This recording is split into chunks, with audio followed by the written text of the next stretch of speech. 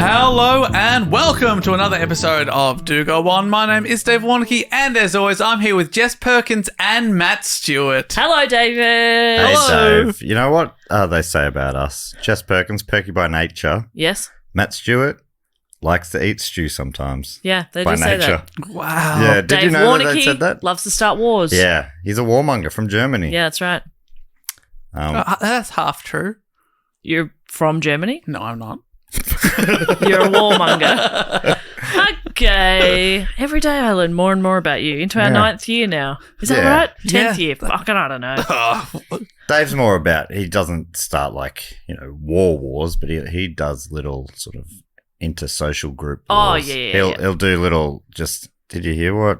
Yeah. Did you hear what they said? I do a lot of whispering behind my Yeah. hand. Yeah. Absolutely. Hey, the movie Bride Wars was actually inspired by Dave. He split up a few weddings. Initially it was called Bride Warnockies. Yeah. But, They were like, let's shorten that Yeah. down. Ugh, another Hollywood edit. Anyway, here we are. I would love, if you don't mind, to explain how this show works. me? Me. Oh, Someone's do it. volunteering for once to explain. I can do it. yeah, great. Do you want to have a crack? I would love you to. Okay. Oh god. Okay. Now I'm sweating. All right. Okay. So okay. Whatever. So there's three of us. That's Dave over there. He's the cute one. That's Matt over there. He's the sassy one. And I'm Jess. I'm the girl. And that's my only personality trait. And we take it in turns researching topics, usually suggested by our listeners. We go away to our own separate homes. We research. We write up a report. We bring it back to the other two who don't know what it is, and we listen politely. It's Dave's turn this week. We couldn't be happier. Yay. He's the best in the biz being out of the three of us. It hurts every time, but he is the best. And we always get on topic with a question. I used to sit back and say, yeah, he's the best, but I don't anymore. Now I think we're all the best in our own ways. I'm the best at being a girl. I think you're even more than that, Jess, but I would say that I am a feminist. Don't push me. Just What? let me be. Okay, well, the listeners can't see that I was pushing you, so you've really put me in it now. We start with a question, Dave. All right. My question is, who are you Jess Perkins! Oh, yeah, I'm going to have to pay that. by The Who? Oh, Was the theme song CSI. Miami. NCIS. for what long-running TV show? I have heard it. It is CSI, CSI. the original one, Matt. You're doing an episode about CSI? Yes, crime scene investigation. We had 15 glorious seasons and 4 incredible crossovers, I don't understand. each more fantastic than the last. But I wager that the CSI cinematic universe, the CSICU, would never have existed if not for today's topic, which Okay. is Frances Glessner Lee, the mother of forensic science. Whoa. Whoa. Geez, that would have been a tough birth. Pushing out forensic science. Could I argue that Hope it was a C-section, tell you that much. Yeah, bloody hell. So the C stands for on CSI? I was hoping that you could argue that I deserve a point there because I did answer that question accurately. With Who are you? Jess Perkins. Honestly, if you're keeping score at home, which you know at least one person is Bob. Bob. Is it Bob? I think it's Bob. Bob. We just get an email twice a year from Bob with an update. So I I think it's Bob. think it's Bob. Bob, if you can hear me right now, give me a sign if it is Bob. Okay. I saw a little flutter. Yeah. A little dust fluttered. I Yeah. think that was Bob. Wasn't the aircon, that's Bob for is sure. powerful. Bob speaking through dust. That's nice. So yeah, I get Yeah, a point for I'd that. pay I you think, both a point for that. because I am Jess Perkins. Bob, that's just a point for me. Let's take it seriously. But have we heard of Frances Glessner Lee? Of course, you just mentioned them. Yes, I hadn't before. But No, I have not either. Beautiful name, Glisten. You know what I was told years ago? Women don't sweat, they glisten. And I think maybe is that going to come up in this report? yes, Is that where it comes from? Yeah. Very sweaty woman. Glisteny. I'm A glistening. woman trying to rebrand sweat. It's not sweat, it's glitter. I'm sparkling. This topic's been suggested by a few people. Max Edmonds from Bristol, Amy Schaumburg from Chewella, Washington, My goodness. and Hunter Hansen from Dallas, Texas. HH. Cool. Yeah, thank you so much. So let me tell you about Frances Glessner Lee, who was born in Chicago. The Windy City. Windy City, thank you so much. He waits, he Did knows. pause. On March 25, 1878. Now, she was born into a very, very wealthy family. Her father formed International Harvester, which was a manufacturer of agricultural and construction equipment Now known as Navistar International Corporation, it became the 4th largest corporation in the country. Made the Big Four. Big Four. So Wow. a family very wealthy. When you said he formed International Harvester, I was thinking a supergroup. That's so good. He was on keys. Yeah. Now, you know you're wealthy when your house is so big and historic that one day it is turned into a National Historic Landmark and Museum, which the John J. Glessner House has been. Wow. Glessner House was where our topic Francis Glessner Lee was brought up. It was designed by one of America's most famous architects, Henry Hobson Richardson, and his style is known as the super catchy Richardsonian Romanesque. Beautiful. Whoa. And so their home has been turned into like a museum. Yeah. That'd be really annoying for my neighbours because I live in an apartment building. And so it's like people charging admission to get into that apartment. But also imagine how tidy you'd have to keep it. I'm assuming you're still living there. Yeah, I'm still living there. It's just people having a look at my house. It's a living museum. Look, there she is. I'm just making a cuppa. Yeah, this is my kitchen. This is a sink. Yep. Great. That's my dog. He is very distressed with all the people coming in and going. The landlord's just trying to get a new tenant in and you're like in denial. Yeah. Oh, you've got a few more people nice. want to see the museum. Always nice to meet some fans. Come on in. Cash only, please. Thank you. I will be accepting questions. Dave, I think I just heard that the name is, what is it, Glessner? Glessner. Okay, it's quite a margin away from Glisten, which I thought it was. So what I said before, don't worry about So it. discount that from the record? Yeah. Happy to do that for Thank you. you. So the Glessner residence, which is this massive place, was Richardson's, that's the guy that is the architect. Richardsonian, Henry Hobson Richardson's last work. He died 3 weeks after its completion at the age of 48, and it does feel a bit like the building killed him. But in fact, it was kidney disease. Oh, okay. That he got from the building. I was looking at it because I was like, did something happen with this building? But no, apparently he died very young, sadly, because of that. Wow. His Wikipedia page writes, despite an enormous income for an architect of his day, his, quote, reckless disregard for financial order meant that he died deeply in debt, leaving little to his widow and 6 children. Shit. So he just spent it up whilst he was around. You Hey, can't take it with you. Can't take it with you, but you probably should leave some for your kids. Leave some for the kids. There's a... Some, but you know. Sounds like you left some debt for them. Oh, that's nice. Have something to remember him by. Yeah. They're like, A burden. Dad, you can't take your debt with you. And he was like, I know. Yeah. This is awesome. The John J. Glessner House was built in a very well-to-do neighbourhood full of newly minted industrialists. The house's own website. Imagine your house as a website. It writes, following the great Chicago... No, I'm easily impressed. Oh my, what is going on? Imagine. Anyone can have a website about anything, Dave. It's really easy. Thanks to our sponsors at Squarespace. Yeah, that's right. And we've set up jessasapartment.com. This is what it says on the website. Following the Great Chicago Fire, a 6-block section of Prairie Avenue served as the residence of many of Chicago's elite families, including nearly 90 mansions that earned it the name the sunny street that held the sifted few. Oh my God, that's so catchy. That's beautiful. The sunny street that held the sifted few. That's one of the worst sentences I've ever I heard. don't understand any of it. And yet proving you can put anything on your own website. Yeah.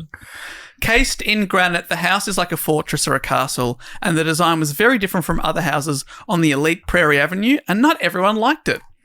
This interview feels like it comes from a very old episode of Grand Designs, where the neighbours are always pissed off about whatever they're building. Railroad sleeping car CEO George Pullman, who lived across the street in a traditional Second Empire mansion, said, I don't know what I have ever done to have that thing staring me in the face every time I go out of my door. Pullman, he's big time. Big time. What I don't know if you remember a few weeks ago when I was talking about one of the guys involved in the Lake George monster. Oh, yeah. Yeah. He sold his luxurious Sleeping car. sleeping That was car his to thing, Pullman. Oh. There you go. Wow. And so he says, I don't know what I did to deserve to do that. I do know what he did. George Pullman was a piece of shit. Okay. I was like, I've got to look into this guy. Oh, my God. Struggling to maintain profitability during an 1894 downturn in manufacturing demand, Pullman decided to halve wages and required workers to spend long hours at the plant, but did not lower prices of rents and goods in his company town. Britannica writes, for those who lived in the town, wages beyond rent had been barely enough to live on even in prosperous times. Now there was hardly anything left afterward. So these oppressive economic conditions ultimately led to the Pullman strike, which was very influential on American labour laws, as basically a large section of the country's transit, the trains completely ground to a halt. Yeah. Because they all said, I'm not working for you right now.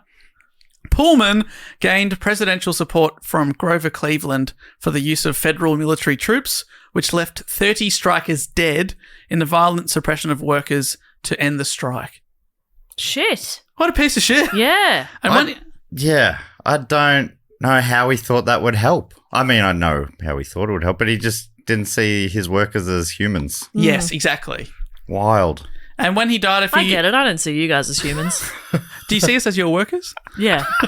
There's a hierarchy that do go on. I know technically on all the official paperwork we're all co-directors, but Yes. I think we know who's really running the show. Your 33.33% is a little bit bigger than our 33.33%. That's right. So when this guy died a few years later, having returned his business to thriving prosperity, he remained exceedingly rich. His Wikipedia writes, he had fears that some of his former employees or other Labour supporters might try to dig up his body, so his family arranged for his remains to be placed in a lead-lined mahogany coffin, which was then sealed inside a block of concrete. At the cemetery, a large pit had been dug at the family plot. At its base and walls were 18 inches of reinforced concrete. The coffin was lowered and covered with asphalt and tar paper. More concrete was poured on top, followed by a layer of steel rails bolted together at right angles and another layer of concrete. The entire burial process took 2 days. Dave, this is wild. You know that has come up on an episode recently as well, in Block. Do you remember that Lincoln's body ended up getting buried in concrete because they were copying a guy who was worried about his body being dug up? Is this him? That's him. No! Yeah. Isn't that wild? That's wild. I'll try not to stop you every couple of minutes from going, he's related. I didn't know he was an arsehole until now. But those That are is funny. They were two episodes from the last couple of months. Yeah. That never twigged for me, I'm sorry. So I do remember that Lincoln, they decided, let's never let this happen again. Yeah. Let's seal him in. Yeah. But I forgot that They copied Pullman. But this guy's so worried about it because he knows he's been such a prick. Yeah, he knows. It's not even like... That's so funny, It's isn't it? so funny. It's like, I've been such an asshole. They're going to do weird shit to my body. Also, you're dead. Yeah. Who cares? It's But not yeah, okay, like- cover yourself in concrete Not like, if you I'm want. sorry for what I did. It's like, I know I did real bad stuff, Yeah. so just dip me in. A lot of people are really mad at me, so let's make sure they cannot get to my body. I feel like, let them have me. I was rough to them. I'll be dead. If it makes them feel better, let them chop me up or something. I feel like if you really want to avoid it, just go cremation. Yeah. Sorry, guys. Surely that was around. All right. We've been cremating for ages. Yeah. Haven't we? Some Who knows? people, I think there's different religious beliefs back in the day. Didn't think that was the way to go. Right, but Yeah. do you reckon are you able to get to heaven if you're covered in 38 metres of concrete? Yeah, how's your soul It's getting difficult out? to get out. Yeah, that's true. So in life, I'm pleased to say he had to look at a giant house across the street that he hated. So at least there was some suffering. Yeah, Great what a news. detour we just went on. That was fun. Yeah. So the Glessner house is this massive thing. It had 3 bedrooms for family use, which sounds quite modest, but it also had 2 for guests and 8 for servants. So 13 bedrooms in total. It's quite a big house. Oh, that's unlucky. Oh yeah, what do you think It's about nice that? that the servants get their own rooms. I imagine they're all And not just like, I don't know, luxurious. just like fucking crawl up on a little bag of buff a thing of towels. Sorry, what? Oh, wow. Towels. Little bowl of tile. I was hoping somebody else would take it. I was like, oh no. So A little bowl of tiles. we're suddenly joined by a Southern Belle. My back's quite wet. Would you be able to send in a couple of fresh towels? My back's quite wet. Why is your back wet? Sweaty down there on the sweaty down tile. Yeah, that's exactly. I've been walking through this Texan sun. Oh, little old me. Is that Texas was where those Southern Bells are from? Well, I think there's a bunch of. Yeah, probably the South's all across quite the big. South. Yeah. I was trying to say pile of towels. I always pictured them further. I don't know where I pictured them. I think they have the Tennessee. You can saying almost anything. He's like, oh, Northern Scotland. There we go. Yeah, you could be southern from anywhere. Yeah. It's really a state of mind. They move. They travel these bells. they They're quite wealthy, some of them. Frances Glessner Lee, who is the main topic. We'll get to her in a minute, but her father, John, who's the very, very rich guy, is described by the family website as, imagine your house has a website. Yeah. A prolific writer, producing many short pieces relating family history, including a tribute to his wife after her death, as well as more obscure topics like potatoes and snakes. Sure, you got to cover all bases. Yeah. I couldn't believe that was worth noting. Yeah. I'm interested in potatoes. And snakes. Yeah. Yeah, snakes to a lesser degree. But do you feel Potatoes. like is a story about it? Is potato an obscure topic? I guess back then, maybe. Maybe it Maybe. was. But they were like they're an American vegetable as well, so not even obscure. Yeah. They're an American vegetable? Yeah, I think I learnt that recently from Bill Bryson. That my fucking God. isn't it funny? Like tomatoes as well and avocados and stuff. So it's so funny that So North America is what you mean, right? Yeah, North Like, America. including Mexico and things like that, right? So, yes, that's right. The North American continent. But it's so funny to think of like dishes around the world that Yeah. seem like Italian food you can't picture without tomatoes. Yeah. But they only have had it for a few hundred years. Well, they've mastered it though, haven't they? yeah. But Americans just making ketchup. The Italians are like, no, we'll make some passata. Thank you very So much. I think there's a bit of an irony when Italians are like the Americans don't. They can't make pizza. Pizza's ours. Like, well, tomatoes is theirs. So Yeah. what are you gonna do? What are you going to do? You know, You going to make a potato pizza? Tomatoes is theirs. tomatoes is theirs. Okay. What are you gonna do? Don't even bother replying. Yeah. Dave, sometimes your drama degree really comes out because you've done two characters today where I'm looking at you the whole time and I lose you. Like Dave disappears and the character emerges. Yeah. I mean, You hear that. look you transport everything.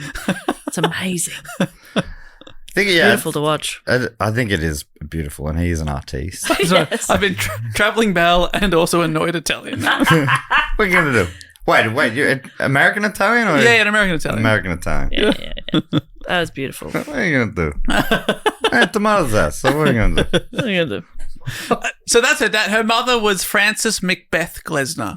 Incredible. Love that name. Frances Macbeth Glessner, who kept a diary for 40 years. And her husband, who I said loved to write, he did, because he frequently wrote her diary for her when she was ill. And I imagine he's writing stuff like, John is so great. I love John. I love John. John. John. John's my best friend. 3 cheers for John. This is how the website describes Frances Macbeth. She was also a silversmith, accomplished pianist, and avid knitter. She also gave away many of her silver pieces as gifts and purportedly knitted more than 500 sweaters for children, employees, and servicemen. As for silver, her pieces bear her hallmark, a G encircling a honeybee, iconography for another interest, beekeeping. She also attended all rehearsals and performances given by the Chicago Symphony Orchestra, one of her greatest passions. Oh, Jeez. rehearsals and all. Doing a lot, Doing a lot of stuff. lot of hobbies. I guess you can knit sweaters while watching orchestras. So maybe there's a few that you could knock off and then give away silver at the end of it. Yeah. They didn't have TV. Right. I think if you don't have TV, you find Yes. there's a lot more hours in the day. What was her main gig? Well, as we're about to discover, in this family especially, women not really allowed to pursue a career. Yeah. Of sorts. Okay. But she sounds like she made hobbies a career. Yes, that's right. Doing lots and lots of different things on the side. And also a very practical woman, which might influence her daughter. Let's talk about her now. Their daughter and our actual report topic, Frances Glessner Lee, came along in 1878, the youngest child and only daughter of the family. Nicknamed Fanny as a kid, she was homeschooled by tutors just like her older brother George. Which is Fanny is funny to us because of what it means, but in America it just means ass. Yeah. So Not funny. It's not funny. They've just called their daughter ass. Yeah. Whereas here it means front ass. As a feminist, Can I say front ass as a feminist? I don't think you can. Okay. I think as a feminist, you have to say the word. Vulva? Yeah. Front vulva. Front vulva. Front vulva. You think of the butt as the back vulva? I think of the butt as the back fanny. The back fanny. Yes. Right. Which is, I think, must have been where it got confused between, English and Australians. I think we use fanny for the front and Americans use it for the back. Mm-hmm. So a fanny pack to us Yeah. is a bum bag. Yes. I love culture. Oh, it's beautiful. Let's Isn't go it? to- That is cultural confusing because differences. even though usually you'll have your bum bag at the front, not around the back. Which I think this is probably where the confusion came. Yes. So people are going, it's a bum bag. And they go, oh, they must just say bum for the front. So fanny must be the back. Very confusing. Fanny became the back in America. Yeah, oh my gosh. I remember Marge Simpson saying to one of the kids something about being on your fanny. I've got a starfish on the fanny. Yeah, like, Marge, what the fuck are you talking about? Marge, what the hell, Marge? fuck are you? Jeez, Marge. Jeez. My God. My God. This show has really gone to the dogs. Yeah, that's right. This usually fantastic family show. Wonderful program. I wasn't allowed to watch it for a long time. Well, because of such saucy stuff like Yeah, our parents were hearing starfish on the fanny. You go, No. Excuse me? Not for my little angel.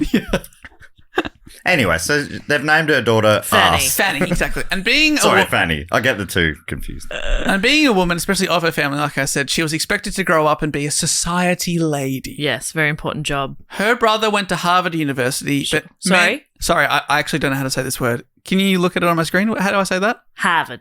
University. Thank you so much. Harvard. Perfect. Is that right? You know this word as well. I don't know. I've learned it from Jess. Okay. Harvard. So brother went there, George went there, but many places reference her father as saying, quote, a lady doesn't go... Father.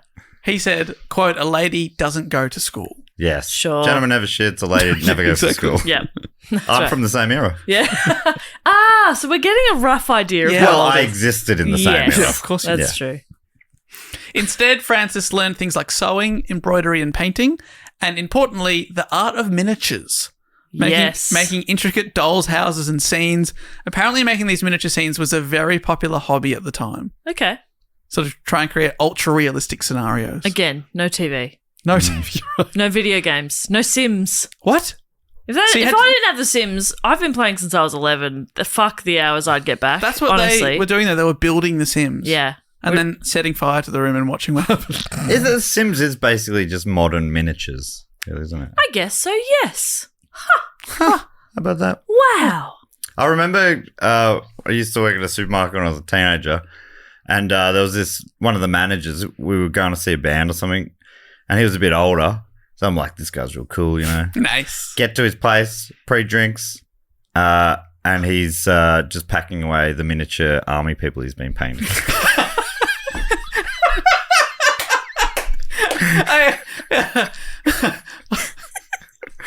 We're like, huh? Oh no! I was just like, well, if he's cool, that's cool, you know. That's sort of. I wasn't judging, but I was surprised. I think you become less judgmental as you get older, or I have. Yeah. Anyway, we've I know grown. you, Dave, are more and more judgmental as you get older, but. That's true. I don't think Yeah. so. But no, it is. I cannot walk down the street without Dave going like, that top with those shoes. Oh my God. And he always refers to people as honey. Yeah, it's very strange. It's weird. Honey, no. Because it feels like, honey, Dave, you can't talk like that. You know what I mean? Babe, you can't talk like that. Yeah, I can't say honey. Babe, you can't pull that off. You wish you could pull that off. So Frances wanted to be a doctor or a nurse, or in her own words, do something in my lifetime that should be of significant value to the community. Wow, that's nice. Especially for such a rich person to be like thinking about other people. Yes, the community. Yeah. I want to help people. What? They usually think of them as workers and not people. Yeah. But she was forbidden from all such pursuits. Yeah, that makes sense. Imagine her society friends got wind of this. She wants to help the greater good. Well, shut it down. Well, without irony? Yeah. Huh? Well, maybe like a dinner for schmucks type scenario. Yeah. We'll feed some fool, but we'll be laughing at him. We'll be laughing at him. Do you mean you want to throw a really fancy soiree that looks really good for you, but we could say we're doing it for charity? Is that what you mean? Because that I can get on board with. Sure. A cotillion? Yeah. I still don't really know what that means. No it's idea. from the OC, though. Mm. Which is most of your knowledge of everything. Everything rich, everything poor. Wow. Both sides of the tracks. Yeah, Chino. Hey, Chino. That show had everything. Welcome to the OC, bitch. Yeah. Is what I would say when I meet you there one day. Yeah. What a great line. In 1898, at the age of 20, she married lawyer Blewett Harrison Lee. Blewett. First name Blewett. First name Blewett. Blewett. How's that spelled? Blewett. W-E-T-T. That's Blewett. the same as Greg Blewett? Greg Blewett, the Australian cricketer, but surname Blewett. Not first name Blewett. Surname Blewett's incredible. First name Blewett? Greg Blewett is one of the great names. Greg Blewett. But Blewett first name, is that better or This worse? I don't know. I don't know name either. I'm confused by this. Goes in reverse order of surname, half surname, first name, first name. Blewett Harrison Lee. Oh, yeah, that's a reverse name. He's got a reverse name. He should be Can you Lee do that? Harrison Blewett. He should be Lee Harrison. That is a much That's a better name. name. That is a much better name. Can we fix that? In post history. Yeah, let's fix that now. Let's go back in time. Get the DeLorean. Let's go. And I'm sorry to say that Francis Glessner Lee, that's where the Lee comes from, married Blewett Harrison Lee, not Lee Harrison Blewett. Lee Harrison Blewett. She blew it. Fantastic name. She She fucking- blew it. she You fucking blew it. Yeah, Blewett. This is my husband, Blewett. Like, how could you say that seriously? Yeah, come on. Hello, I have an appointment. What was your name? Blewett. Blewett. No, sorry, your first First name. Yes, that is my Blewett. first name. And what's your surname? Lee. I'm sorry, you've got this the wrong way around. Answering the phone. Hello, Blewett speaking. Like, how do you take yourself seriously? You saying it like Blewett, comma Lee? You're not saying your first name is actually Blewett. That's impossible. Yes, I am saying my first name is Blewett. Well, so, yeah. Why? Why do you ask? Oh my god. And he was a lawyer too. He's You'd trying have to be no taken idea. seriously. This guy. Jeez Louise. I hate him. I hate him. I hate I him. hate him. I hate this guy. Dave, do we hate him? Yeah, you're allowed to hate him. Okay. We hate we him. hate Hate him. They had 3 children together. We hate him We for hate that. it. And we hate them too. No, we don't. We hate the children. They are related to Blewett. Ugh. I didn't have any record of their names. They were probably awful names. Yeah. If they've got Blewett blood in them, I hate them. They're half Blewett, Yeah. so I half hate them. So that's her husband. It was actually a friend of her brother that would introduce her to her lifelong passion. A medical examiner by the name of George McGrath introduced her to the then fledgling world of forensic investigations. Already a fan of Sherlock Holmes, when George visited the family home and told her about the cases he was working on, Frances was absolutely fascinated. Couldn't get enough. I love how Sherlock Holmes has influenced like real world. Yeah. Yeah, because solving. before that, a lot of people weren't thinking in that way Right. to solve a crime. And you did do a whole episode about Sherlock Holmes and the guy who wrote And him. Arthur Conan Doyle, that's right. But did Arthur Conan Doyle take anything from the real world, or did he fully invent these things in his stories? Do you remember? I think there's a bit of both. So he was like not a detective; he was a doctor by trade, medical doctor. And I think some of the Sherlock was from memory based on someone that he knew in his life. But I think a lot of the scenarios and the way that he would, detect Yeah. and break down clues were So good. wholly new. And we got to say, they weren't the first detective stories. Right. We know that Edgar Allan Poe is actually often credited with being the first the detective story. The Rue Morgue. That's right, Murder in the Rue Morgue that we covered on Booksheet. Oh, thank God, because you were both looking at me and I was like, I don't know. You What don't know what I'm you're talking about. The fact that I could remember Rue Morgue. Yeah. though. That's good. very honestly. impressive. Good stuff. George McGrath actually later, so who's the friend that would come around and tell her about the cases he's working on, things he's studying. He later became Boston's chief medical examiner and became very famous in the field. It was like at the time, it's really only just taking off. And he piqued the interest of young Frances. But because of her conservative family, she was unable to pursue this fascination with any formal education, so she very quietly read about science and crime scenes, sometimes even visiting crime scenes to further her own private research, which sounds pretty full on. Wow. Say that again. She would just go to crime scenes, Go to just crime out of scenes interest. and just Right. examine and have a look. I Have mean, a how look. else do you learn? yeah. I think Good question, and we'll answer that. I misheard slightly. I was thinking you were saying that she was creating crime scenes. Yeah. That, honestly, when I first read that too, I was like, hang on, you know how often, like there's an arsonist or something, and they're the person who comes to, it turns out that, They're in the Yeah. volunteer firefighting. yeah, thing, things yeah, like yeah. that, or like I'm sure on a bunch of those CSI, NCIS crime shows, there are things where it's like, hang on, actually, it was the cop all along Yeah. who liked to stage these scenes. It felt like that, but don't worry, she's not a killer. Okay. Yet. What is she? Which kind of crime does she do? In 1914, 16 years into what has been described as an unhappy marriage, Frances and Blewett divorced. Could they do that? Yes, but it was very controversial at the time, particularly in her echelon of society, and she was dependent on her wealthy but very conservative family from that point on. Right. And But I think she made the right call. Yeah. cut out Blewett. Yeah. I don't know. I just think he had so many opportunities to make their marriage work. But and what did he do? He muffed it. Yeah. He did. I don't know how else to say it. Yeah. Wish there was another term. We've worked together for too long that now, like, it's the easiest alley-oop ever. I'm just like, okay, here we go. And there we go. Yep, we've done it.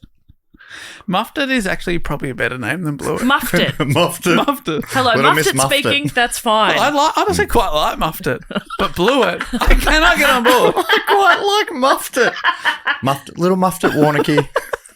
Hey, who knows? Great name for a boy or girl. Muffed it. Muffed it. Little Muffy. Little Muff. Muffy. Muffy. That's nice. In England, I think that means the front. We can't travel there anymore. So that was 1914, and then she sort of lived a pretty, by all accounts, pretty quiet family life. But 15 years later, her older brother George died in 1929 following appendicitis and pneumonia. Then her mother died in 1932, and her father in 1936, just before his 93rd birthday. And you're swearing she's not a killer. Well, he was 93. Okay. The perfect crime. Yeah. No one will suspect a thing. And being the sole heir, Francis Glessner Lee inherited the lot. Oh, my goodness. And now... That's motive. Yeah, you would say that. And now, 54 years old, she was suddenly phenomenally wealthy and, more importantly, finally able to spend it on whatever she wanted. Sweaters. She's getting back in the knitting game. No, that was her mum. Yeah, mum loved the sweaters. She's like, throw that out. Yeah. Wow, that's exciting for her. I mean, obviously, she probably is missing her family, but be fun to not be a prisoner in your own home anymore. Yeah. Mm. Do you reckon? I imagine. Okay. So now, so much money, more than you can ever spend. She immediately thought of the stories that George McGrath, the medical examiner, used to tell her. Slate writes in an article that I will link to in the show notes that George would complain that the murders too often went unsolved because detectives misinterpreted or tampered with evidence, or coroners with no medical training botched the autopsies. The incredibly named Bruce Goldfarb. Come on. Come on. Bruce Goldfarb. I think you were at Bruce Goldfarb, and I'm like, I assume I know where this is going. Yeah. I did not know where that was going. Goldfarb. A farb with a B on the end. Who was a spokesperson for the Maryland Medical Examiner's Office. He told Slate in that article, investigators used to do dumb things. They would walk through blood, move bodies, and put their fingers through bullet holes in clothing. You imagine just walking to a crime scene and just stepping through the blood. Sort of, oh, what's that? I'll put my finger in that. Yep, I'll have a lick of that. Fantastic. Got to get all the senses involved. Sniff this. stick a wound in my ear. Yeah. Hard to do. I gotta hear this wound. I can hear the sea. There's the ocean in this dead man. The ocean did it. Case closed. That's how bad he drowned. He's like miles inland. Drowned at sea. Drowned. Oh, well. No recovery of the body. Open and close case, Poirot. This man drowned at sea. Yeah, they're standing next to Uluru or something. Yeah. It's like, it's a long way from the ocean, Poirot. Nah, that's the ocean. No. I can hear it. I don't know what more evidence you need. And autopsies were often completed by people with no specialist training at all, and things were routinely missed. And Frances, our newly minted, wealthy and independent woman, wanted to change all of that. She thought if only these people were educated and taught to think about forensics and crime scenes, then they'd have a much better chance of solving the cases. So in 1936, she put her money where her mouth was and donated a sizable sum of money to Harvard to establish the first program. Sorry, Jess has given me another look here. I was looking at Max. I was like, did you understand anything you said? I wasn't quite sure what he said. Must be like a community college or something. I've realised what I've done here because I've said the word wrong. Okay. So in 1936, she donated a sizable sum of money to... Sorry, again, this word. Oh, Harvard. Thank you. Harvard. Thank you. Everyone's getting that. And there she established the first program of legal medicine. Oh. She basically said, here's a few $1 million. Let's set this up. Her old inspiration, George McGrath, was the first professor of legal medicine And Frances also set up the George Burgess McGrath, she's named after him, Library of Legal Medicine and the United States' first forensic pathology program. Wow, that's very nice of her to name a library after him. Yeah, even though she's paid for everything. Yeah. I suppose he's the one that inspired her and also talked her through the cases, educated her a lot when she wasn't allowed to have a beautiful formal. tribute. Yeah. Would you like me to name a library after you? Yeah, well, if I ever teach you something, so maybe not. Yeah, probably not. Probably I'd name a bloody toilet after you, mate. A bit rich coming from someone who has had a toilet named after. And it's an honour. Yeah. I was delighted to go take a piss in my toilet. Okay, well, that's true. I would love to give you the same. You can name a urinal after me, sure, but a gentleman never shits. That's so. right. Are you Shrinal? That's nice. You are the pun that's master. classy. Was that a pun? I think that's a pun, you Shrinal. That's classy as hell. Yeah, rarely a pun's so classy, if that was in fact a pun. Yeah, it's so classy it makes me think it couldn't have been. But I'm not sure. I don't know. You Shrinal. She also set up the first, am I saying this right? Harvard. Oh, yes, closer. Am I getting there? Yeah. The first Harvard seminars in homicide investigation.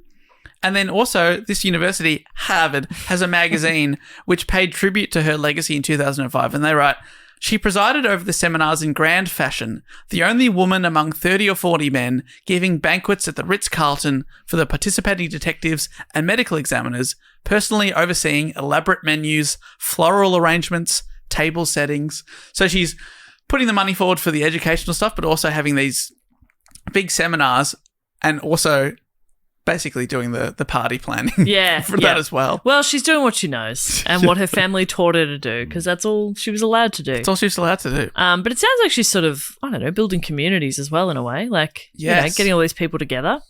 And some of the stuff that her family taught her also is going to come in handy here because Frances wanted to educate police and investigators about best practice at a crime scene and also to use critical thinking when they were there. Study every element in order to try and deduce what's actually happened. Not just go for the obvious. Yeah, try to get the little grey cells involved. Exactly, yes. Thank you. But it's obviously pretty tricky for multiple classes of people to visit actual crime scenes. Kind of like you were saying before, Matt. It's difficult to just go out to one. Yeah, how do you find a crime scene? I've never seen one. Yeah, especially if you've got like a whole class. Yeah. If 20 new detectives. You got a bus full of people. Yeah. You're just driving around trying to find a crime scene. You guys seen any murders around here? No? Okay. Eventually, you're going to have to start committing crimes. Yeah. Well, so she decided to put her skills to the test and create the next best thing.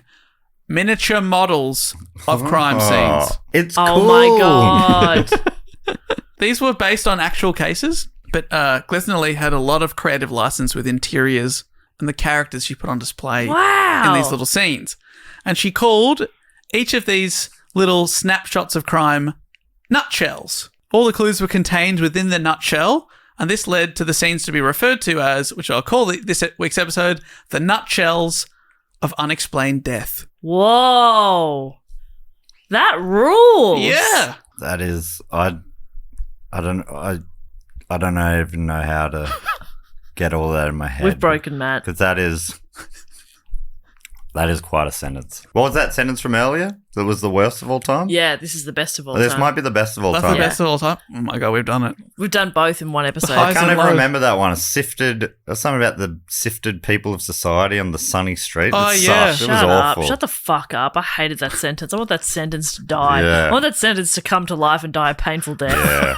You want that sentence to suffer. Yeah. It deserves Whereas it. this one about the my- nutshells of whatever, that was the best. That's incredible. Memorable. The nutshells of unexplained death. That rules. So good. And they weren't just any dioramas. They were painstakingly created with an incredible amount of detail and therefore realism. Frances came up with the concept and then had a carpenter build the mini rooms at a scale of 1 inch to 1 foot. Okay. Which is difficult for us in the metric system to sort of imagine, but I'm thinking of a 6-inch sub. they're all to scale. Okay, So- yes. 12 inches to a foot, right? So Yep. It's just 1 to 12, I think. Oh, so like a foot long. Well, I feel like no matter what said you were going to say, like a foot long. what have they got like a animatronic sort of stuff involved and stuff? Yeah, that's what I was thinking. Is it battery operated? No, there's no electronics. Is there a beating heart underneath the floorboards? A telltale heart, so to speak? I'm afraid not. Wow. Together, her and the builder would create full rooms with working windows, locks, doors, with accompanying tiny keys. Oh my God. Wow. She's made crime adorable. Yeah. They'd build the room, and then it was then over to Frances herself to fill the room with textiles and figures, creating curtains, rugs, and tiny sets of clothes, including stockings that she would hand knit with pins because they were so small. Just bringing in all these skills. Exactly, it's all coming together. Yeah. Wow. She would knit for a few seconds until her eyes hurt because, it was so small, and she's in her mid-50s, so she was sort of really straining. So she'd do a few seconds, look away, go back, keep going until she created an entire set of tiny stockings. But she thought of everything. Tiny burnt cigarettes left on a table in one of the dioramas are actually tiny cigarettes that she hand-rolled and then burnt and then put out. Calendars displayed the correct date of when the victim died. Wow. In one of the nutshells, a miniature rocking chair rocks exactly 3 times when it is pulled back to a 45-degree angle. Frances had got a local craftsman to create the chair, but had sent it back when it didn't rock exactly the amount of times a real rocking chair that she'd once seen at a crime scene did. So she was a perfectionist.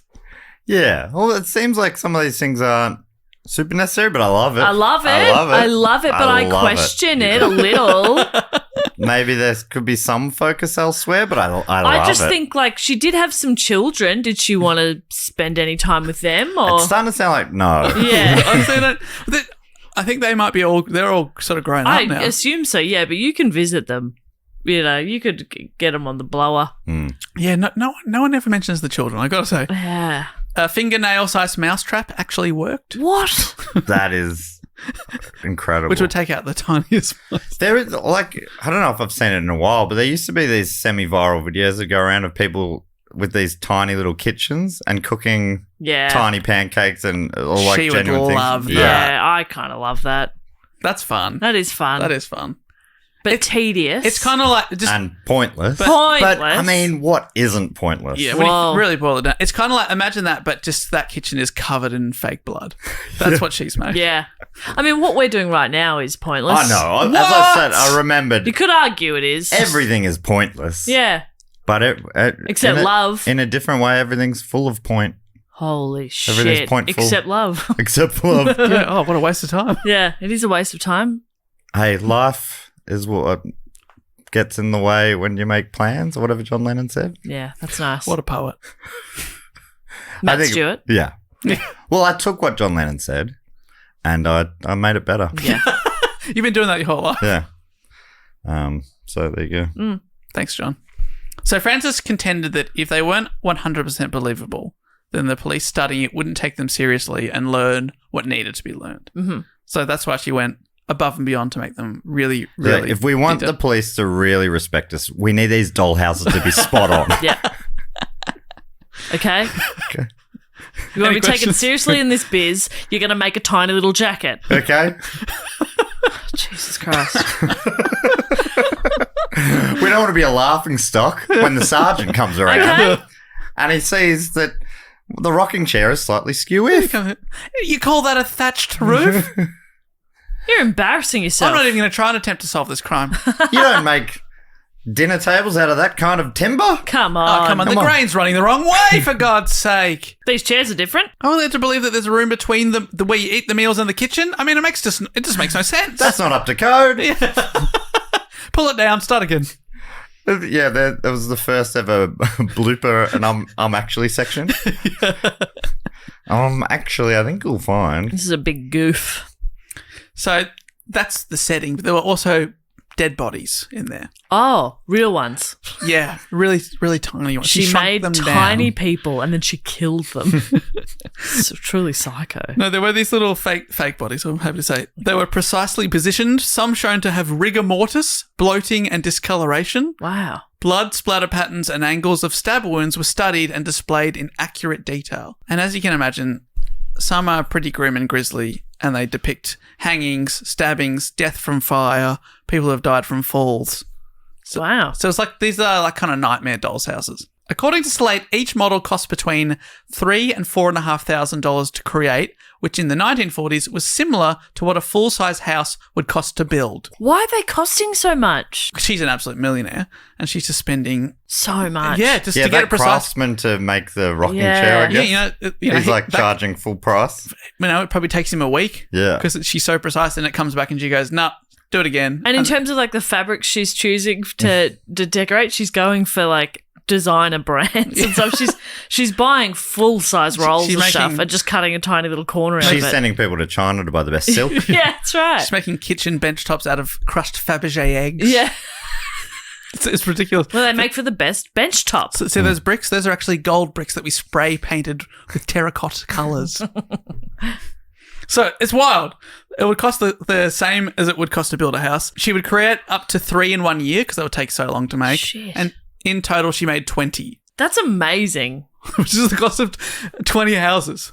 But yeah, they all have a descriptive name, and some of them include, this is some of the names: log cabin, blue bedroom, burned cabin, pink bathroom, woodman's shack, barn. All very cryptic. Yeah. Can't figure them out. I can't crack these codes. Just old-timey words I don't understand. Saloon and jail. Okay. Striped bedroom, living room, 2-story porch, and garage. Garage. So what you're saying basically is, to help the greater good, she's spending what she could be on giving people livable houses on little tiny houses. Yeah, and if they weren't such a success, I'd be like, what a waste of money. But as we're about to hear, they are very, very influential. Well, she could have given 20 families a house that year, but instead she changed the game. Exactly. Of crime. You give one person a house, they have one house. Yeah. But you make a miniature house, you've changed the game forever. Yeah. Is that how that phrase goes? That's how that phrase goes. I think that's what Jesus meant. With the fish or whatever. Yeah. Sorry, Jesus, if you don't know, he's a carpenter. I once knew. Oh, okay. Great. Always talking about tradies you've met. It's weird. Steve the plumber. Good guy. Good guy. Greg the Sparky. Rock solid guy, Greg. Yeah. We had a Sparky, which for international listeners is an electrician. That's not Of course it is. Is it really? Yeah. That seems English to me. Oh yeah, it could be, but Americans would call him an electrician. Oh, okay. And other weird country. Other people who maybe English isn't their first language. That's so. And they hear sparking. I don't know what this is. I really hope they've got a funny. I'm going to look up American nickname for. I bet it's something more gibberishy than that. Yeah. Anyway, when we were renovating our house, there was an electrician there. Sorry, by we and house, I mean my parents' house. I don't own a house. They were renovating. My brother was the builder on site, and the electrician was a guy named Dodgy, who was very good at his work. Who should I make this check out to? Dodgy? Yeah, Dodgy? Sure, no worries. Fantastic. Do we have any verdict on nicknames for electricians in the United States of America? I feel like they just call them what they are. Yeah, maybe because Sparky's coming up a lot, but I think it's not for America. I think it's for British Commonwealth. It's saying. Yeah. But yeah, nothing for American nickname. Well, I'm looking forward to the tweets. I'll tell you that much. Yeah, please. Genuinely, Americans, let us know. What do you call? I say tweets like I'm the oldest man in the world now. No one's tweeting anymore. No. I've googled electrician nickname, and this website called topnickname.com came up, and it says top nicknames for electrician: Sparky. Okay. Yep. Vultra Lord. Okay. Shocker. That was an electrician wanting to get Vultra Lord started. Yeah. Breaker Bad. Wizard. Okay. And what about this one? Electrician. Oh, okay. Oh, that one I don't understand. That makes some sense to me, if you think about it. How did we get onto this? I think you were talking about an electrician. Yeah, but why did I talk about an electrician? That's a good point. No, the last thing I read out was that one of the places is called Garage.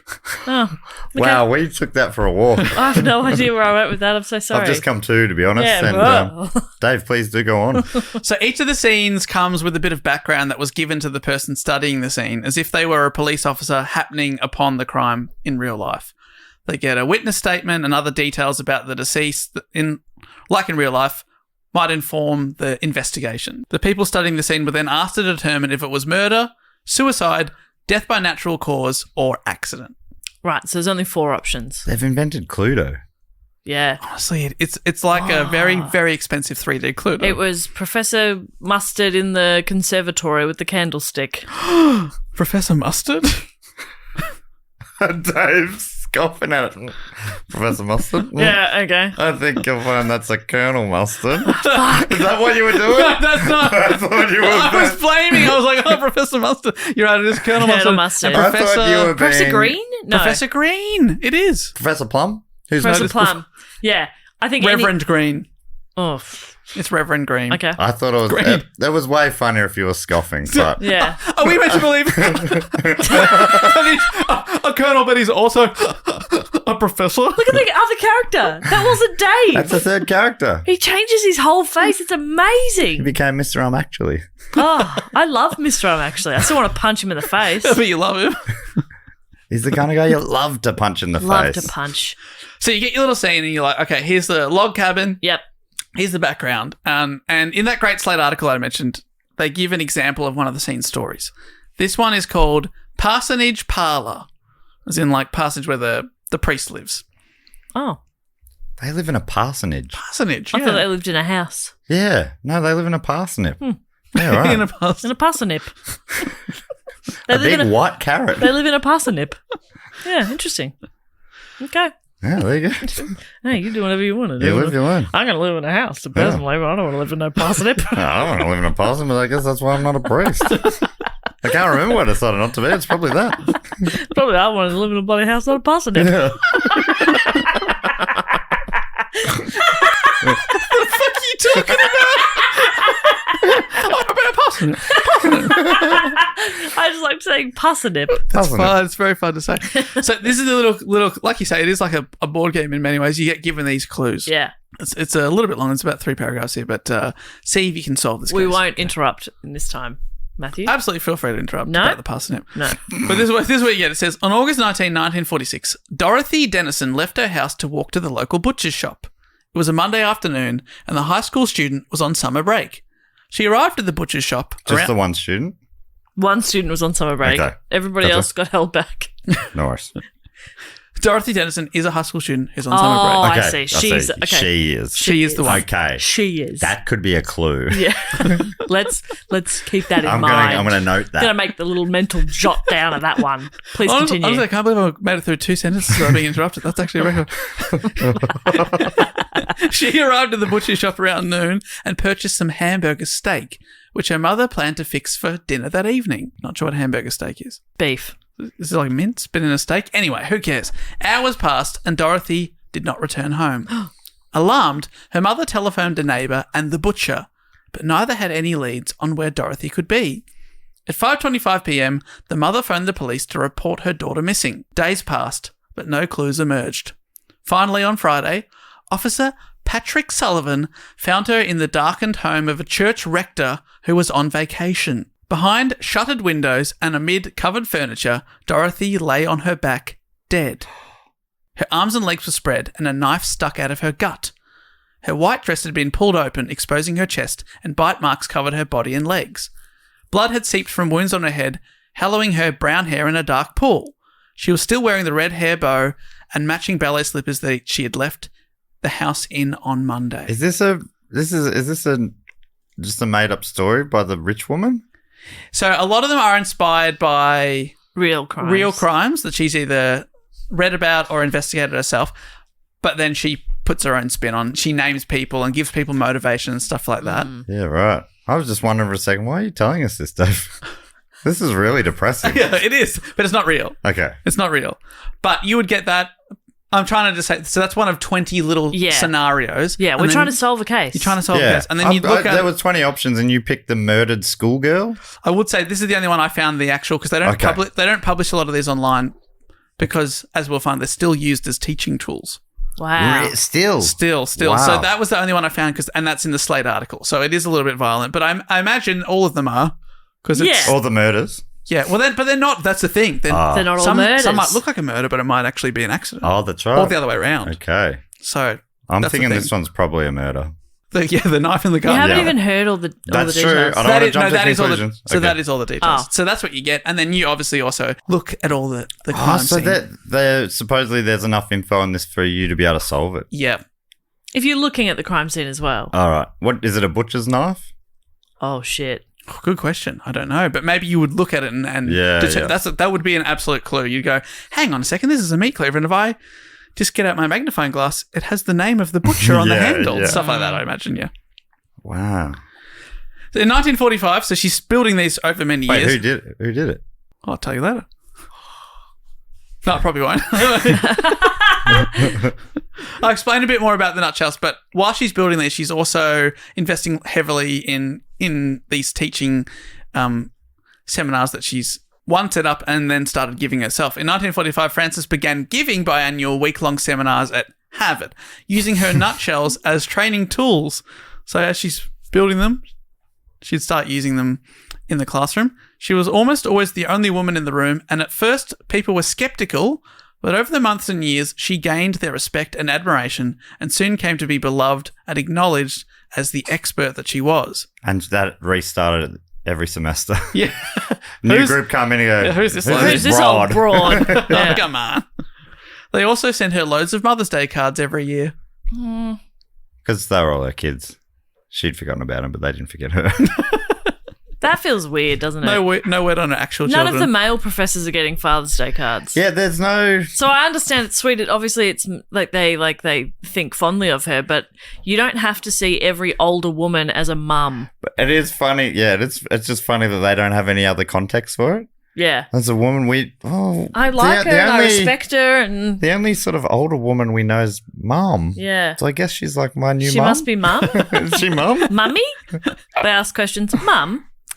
I think what's happened here is one of the students has accidentally called her mum one day. Yeah. Very embarrassing, and then really Committed to the bit. committed in. Sent her a Mother's Day card to be like, oh no, I called her mum as a joke. Yeah. It was just a joke. It's all funny. Ha ha. Ha ha. And then what? All the other kids are like, yeah, I guess she's our mum too. I think that then they started making Mother's Day cards from the other students. Oh, Trying to make it look like an Indian. Remember how you sent one too? And the other kid's like, what? No? What the hell are you talking about? I've got proof. They go all in on it. Look, I've made a little dollhouse that shows you writing that card.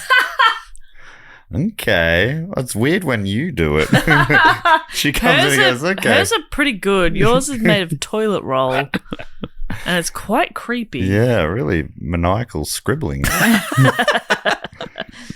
She was also made an honorary captain with the New Hampshire State Police, making her the first... New Hampshire. Sorry, New Hampshire. Is that another character? That's very posh. New Hampshire. This made her the first woman to join the International Association of Chiefs of Police. Wow. The seminars that she was giving became nationally recognised as the best training one could receive. Shit, that's cool. So it became a prestigious and well sought after course to do.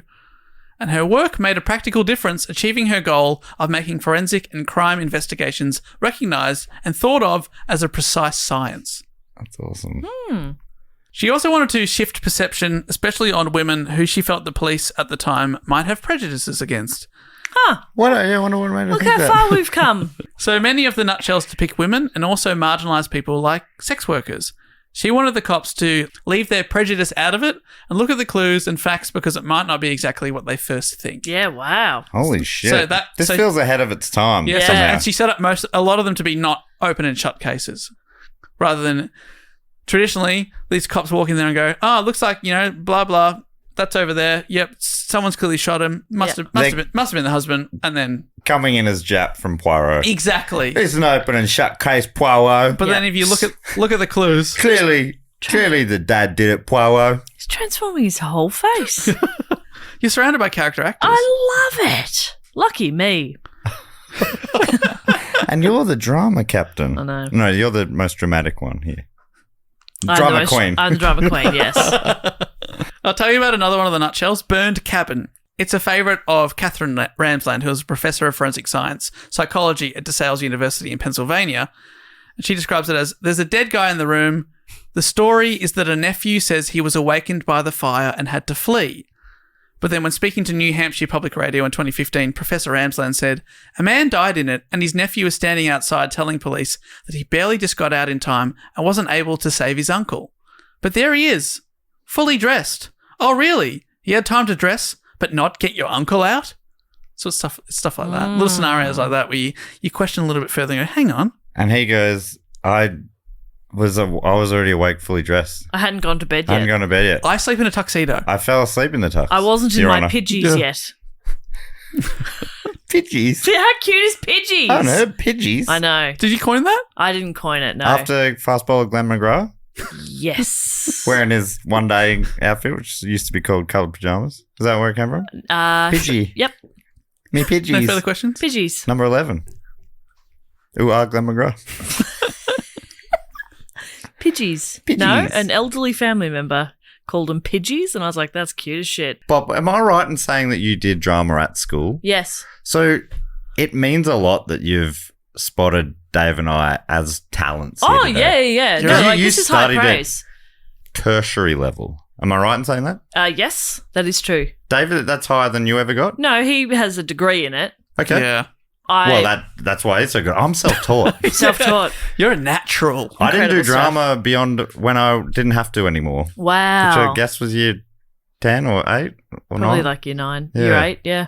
And what century was that? It, Did they call it year 9 then? Or? I thought Willie, as I called him, Willie Shakespeare, was a contemporary of mine. Yes. And I taught him a bit about things as well. I like to think we taught each other. Sure. But yeah, so it was around whenever that was. You know, who can keep track of these things? time. Yeah, Exactly. Willie Wobblestick. That's what we called him around the schoolyard. Fuck, that is good. Where do you That's get your not mine. ideas? That's not mine. I'm saying that's what we used to call him. That is for very fun. good, Willie though. Wobblestick. Willie Wobblestick. Because his name's Shakespeare. Gosh, that's good. That's fun. Oh, I never got it. Well, sadly, all good things must come to an end, and Frances Glessner Lee died in 1962 at the age of 83.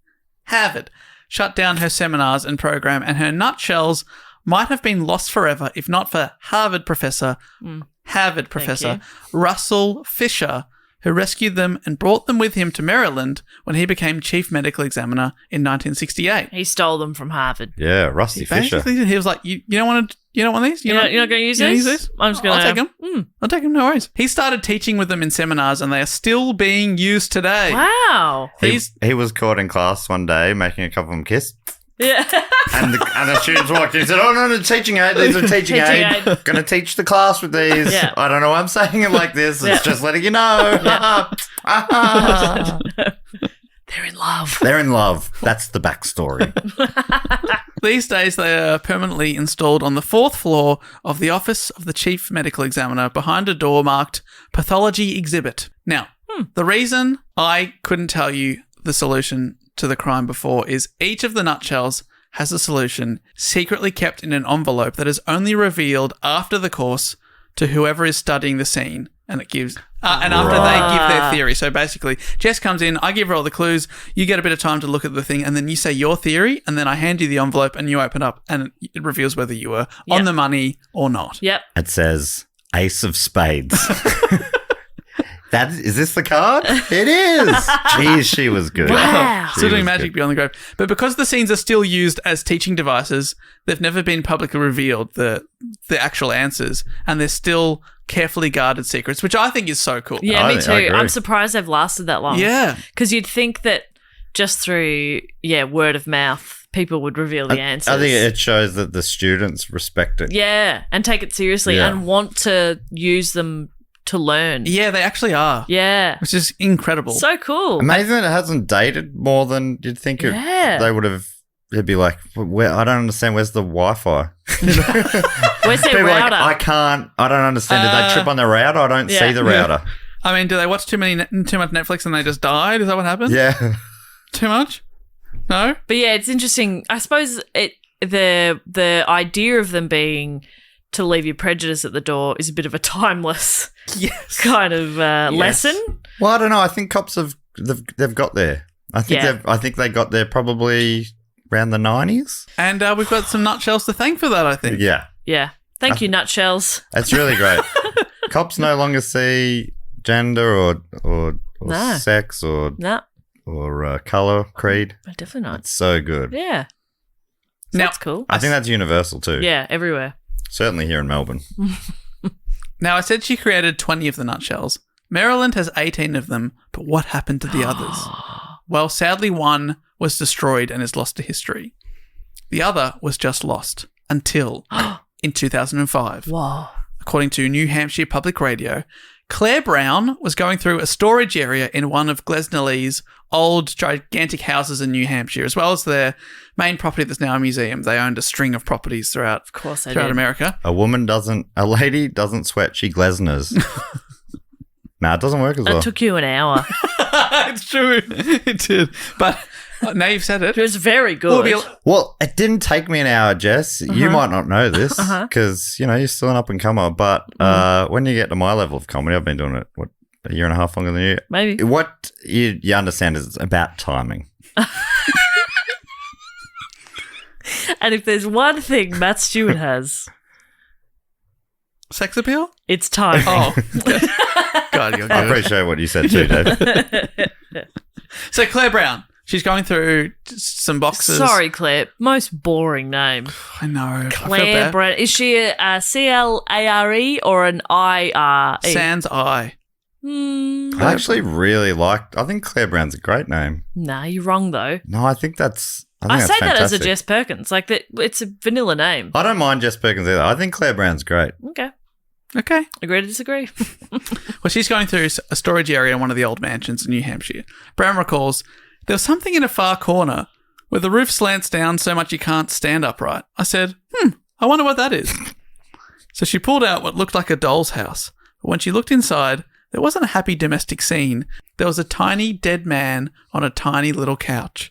It was the missing nutshell. Oh my God. Did she know about them? Because to find that, you'd be like, so scary. Whoa. Yeah. In the corner of a dark attic? I don't think she did. She took it to someone else who was like maybe the manager of the property who instantly recognized what it was. Wow. She's like, well, I found this creepy little thing. Yeah, it's and then he's like, oh my God, that's one of the nutshells. That'd be real fucking weird. Sadly, France's solution to this has been lost. So it's the most mysterious and debated of all the nutshell scenes. Because you come in, awesome. You examine it, and you go, I think this happened, but there's no piece of paper telling you, no, this is what I wanted to be the answer. Yeah. Oh, that's kind of fun. So there's that's one cool, like that yeah, as well. yeah. Is that one public to be seen so everyone can debate it online? Yeah, that one is, I believe it's not with the others. It's kept in like a local museum, maybe in New Hampshire or around that area where it was discovered. So you can go and have a look at it. Can we put these things on the itinerary for the tour? We'll have to go to Maryland. Can we add them to the Golden Miles? Yeah. It's kind of down that way, isn't it? I think it's up there on the right somewhere. side. Yeah. So her legacy has been immense, and like I said, her nutshells are still used as teaching devices today, the oldest of which is 75 years old, which is pretty incredible. Wow. It goes to show that you're never too old to make a difference, because she really only started what would become her lifelong legacy in her mid-50s. Before that, society fully repressed her. Isn't it? Yeah.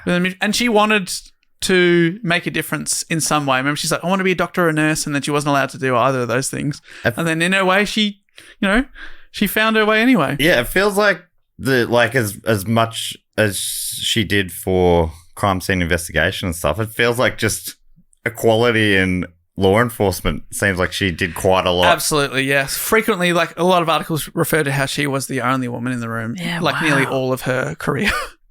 Which, like I said, started in their 50s, which is amazing. But, because of her dedication, she really won over a lot of people, and she was respected in her lifetime and in death, which is great. And you'll see, if you watch one of the CSI franchises, women do star in these shows now. You're right. Shit. And that happened because of her. I think so. Wow. Yeah. So this was all in Maryland, was it? Is that what you said? We're going to go to Maryland? No, it's in Harvard, but now all the nutshells have been moved to Maryland. Maryland, okay. With one of the Harvard professors when he moved there. I follow I follow a Maryland social media thing because I think at some point in an episode ages ago I started going for their college basketball team or something. Sure. Of course you do. Go Torpins or whatever they're called. Bernie Torpins? No. It wouldn't be Torpins. I don't know. Jess, who are the Maryland team? I don't know. I think it's the Maryland Bernie Torpins. I personally prefer the Utah Elton Johns. Ah, that's nice. That's right. Put them together, though. Yeah. What a combo. Beautiful. Terrapin. That's not far off. Bernie Terrapin? What does terrapin mean? Is it a bird? I don't know if it is a bird, but a guy called Bird came up with it. Oh, that's what I was thinking. I definitely had bird on the brain. Bernie Terrapin. They're turtles. Oh.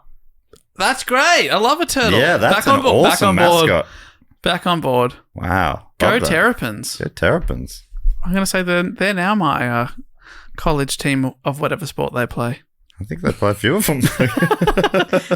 Anyway, to wrap this all up, in 2017, all of the 19 surviving nutshells were reunited for the first time in decades for an art exhibition called Murder is Her Hobby, Frances Glessner Lee and the Nutshell Studies of Unexplained Death. And this was at the prestigious Renwick Gallery, a branch of the Smithsonian American Art Museum in Washington, D.C. It's right next to the White House. Very cool. Cool. Frances Glessner Lee's legacy lives on, and something that made me smile is, when her family, they didn't approve of her wanting a vocation of any description. Yeah. And it was only after they died that she was able to do what she wanted.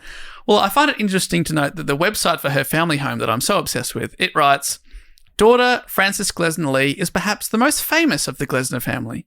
She was a pioneer in the field of legal medicine and is widely regarded as the mother of forensic science. So she outshone them all. Yes. Love that. Which is awesome. And also, mother of forensic science. That's why she's getting the Mother's Day cards. Oh.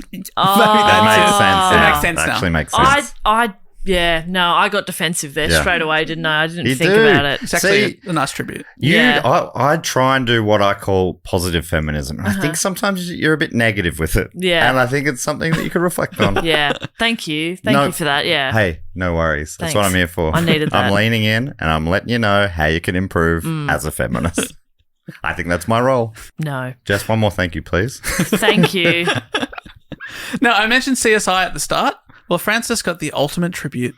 The Nutshell Studies of Unexplained Death provided the inspiration for the Miniature Killer, who was a recurring character in Season 7 of CSI. Whoa. And this is possibly even a greater tribute. The Smithsonian ponders that she may have been the inspiration for Angela Lansbury's character in Murder, She Wrote. Oh, that's Jessica Fletcher. awesome. Whoa. That's cool. That is good. cool. That's cool. That is Dave, this whole thing was cool. You didn't have to convince us of anything. Okay. But we agree. you finally did. But finally, Right at we the end agree. there. This is cool. Yeah, this is cool. This is cool. Holy shit, that is sick. Jessica Fletcher. I think they dumbed down her name a bit, to be honest. Should have gone for Perkins. The smartest name of all. Yeah. Well, I was thinking... Why'd you laugh when you said that? I'm very smart. I was thinking Glessner Lee or whatever it was. Oh. He still doesn't Frances Glessner Lee? Blewett Lee. Frances Blewett Lee. No, Frances Glessner Lee. Sorry, yes. Frances Glessner Lee. Frances Jessica... Yeah, I think that's it.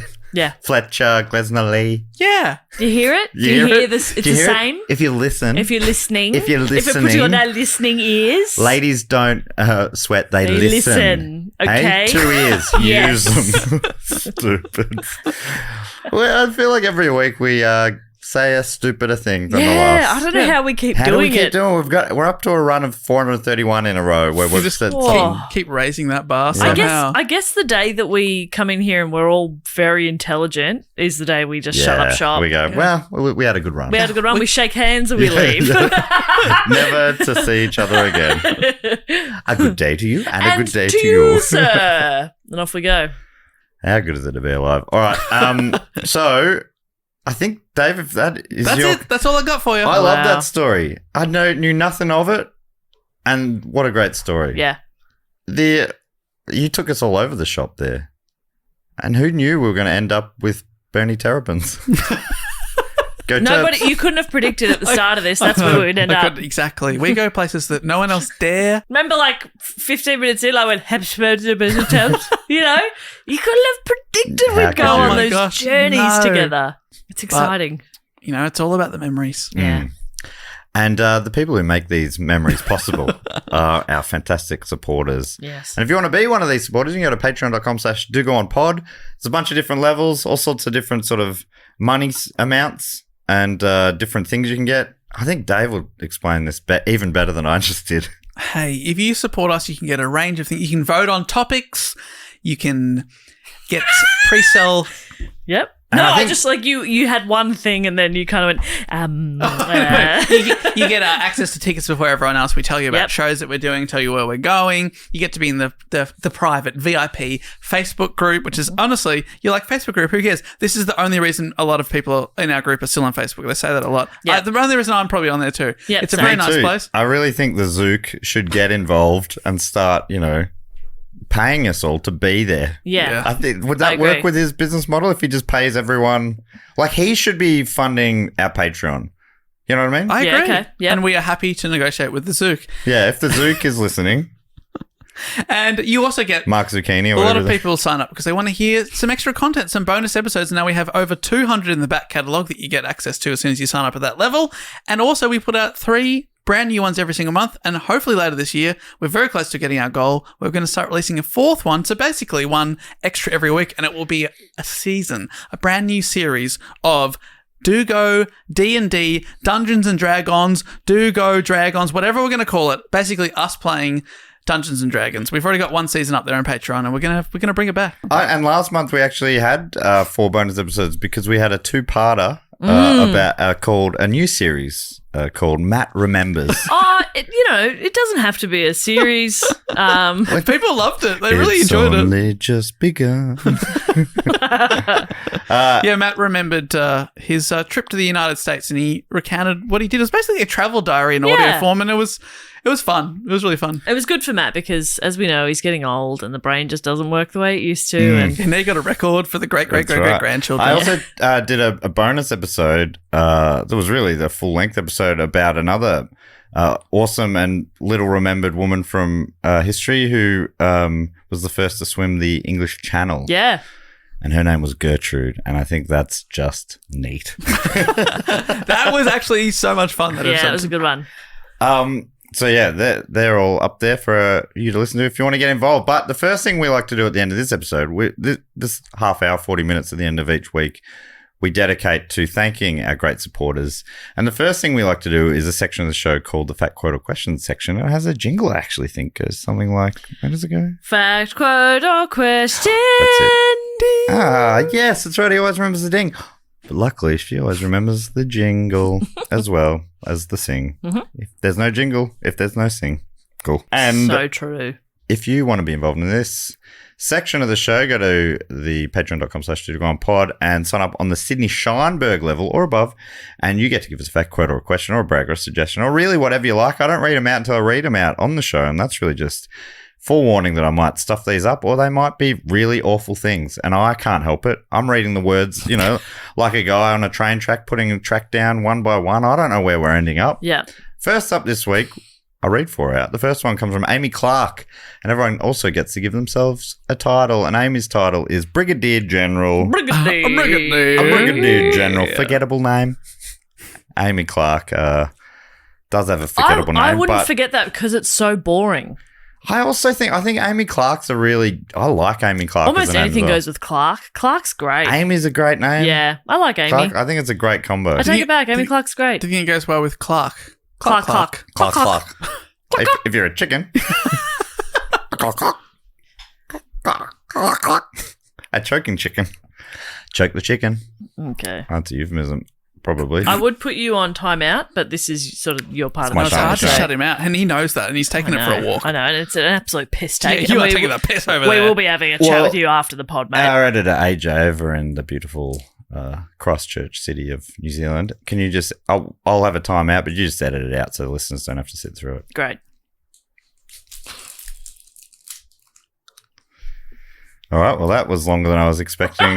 Jess, you made me wait a full 3 hours, but Yep. Yeah. I've learnt my lesson. You made him stand in the corner and stare at the wall. I'm late for my dinner plans, but it was worth it. I hope AJ cut that out. Otherwise, we might be heading towards our longest ever episode. Anyway, Amy Clark is offering a quote this week, writing, "Due to being older than time itself, I no longer remember." Wait, you're a fellow. You can't be as old as the wind. The Earth was so lonely back then. Surely I would have bumped into you. Due to being older than time itself, I no longer remember where I first heard this quote from Dorothy Parker, that has stuck in my brain through the ages. Dorothy Parker. I know that name. Me too. I can't remember. You read, I'll Google. The cure for boredom is curiosity. There is no cure for curiosity. That's a great quote. American poet and writer. Yes. Dave would know that. Did you know that, Dave? Yeah, sure. And Amy finishes by saying, thanks for being one of the rare podcasts that both fuels and sates my curiosity in equal measure, all while being hilarious and delightful along the way. You three are beyond compare. Oh, my God, Amy. Oh, my goodness. Amy, please. I'm blushing. Amy, I needed that. Yeah. Amy, you don't know, but I needed that. After the 3 hours in the corner, I was at a low ebb. Yeah. And for you to include me in the 3 like that, that felt really good. I needed that. So often people say, Jess and Dave are so good, and then they notice I'm standing in the room. They say, oh, and you. Matt. And Matt. And very my good. Thank you so much, Amy. Very, very nice. Next one comes from Paul Meller. Oh, what a man.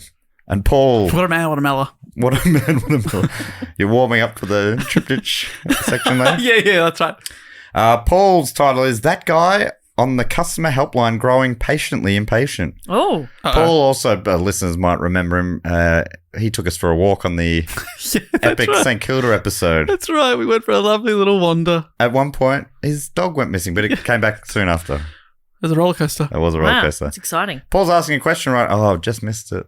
You went there. Don't, Jess has listened back there to all 5 hours. Yeah, I'm not an idiot. Of course I have. I couldn't miss out on 5 hours of pure entertainment. Is It was a good app. People have stopped me in the street. that true?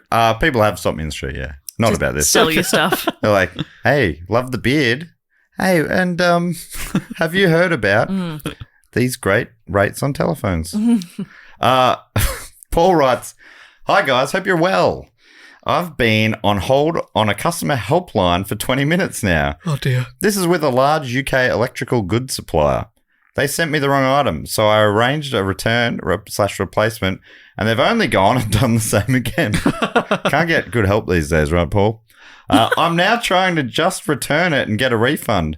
After trying the automated chat service that didn't work, I'm now just trying to speak to a person. I'm getting really frustrated with this, so my question is, what frustrates the hell out of you? I may still be on hold by the time this episode goes out.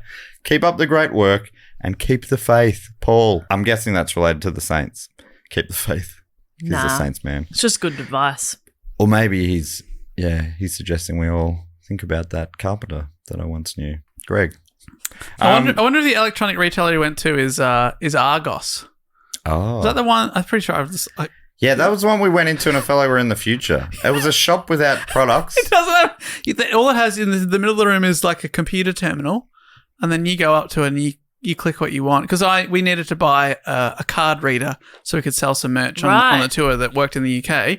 And I walked in there, I'm like, oh, where's the stuff? And they're like, oh no, it's all in there. And then you go and you like look it up like you would online on their on your online own computer store. Yeah, yep. And then you click it, and then you take a receipt up to the counter, and they go, okay, and they go out the back and get it from like a warehouse, I assume. We captured some of this on camera, which couldn't believe it. Connor put into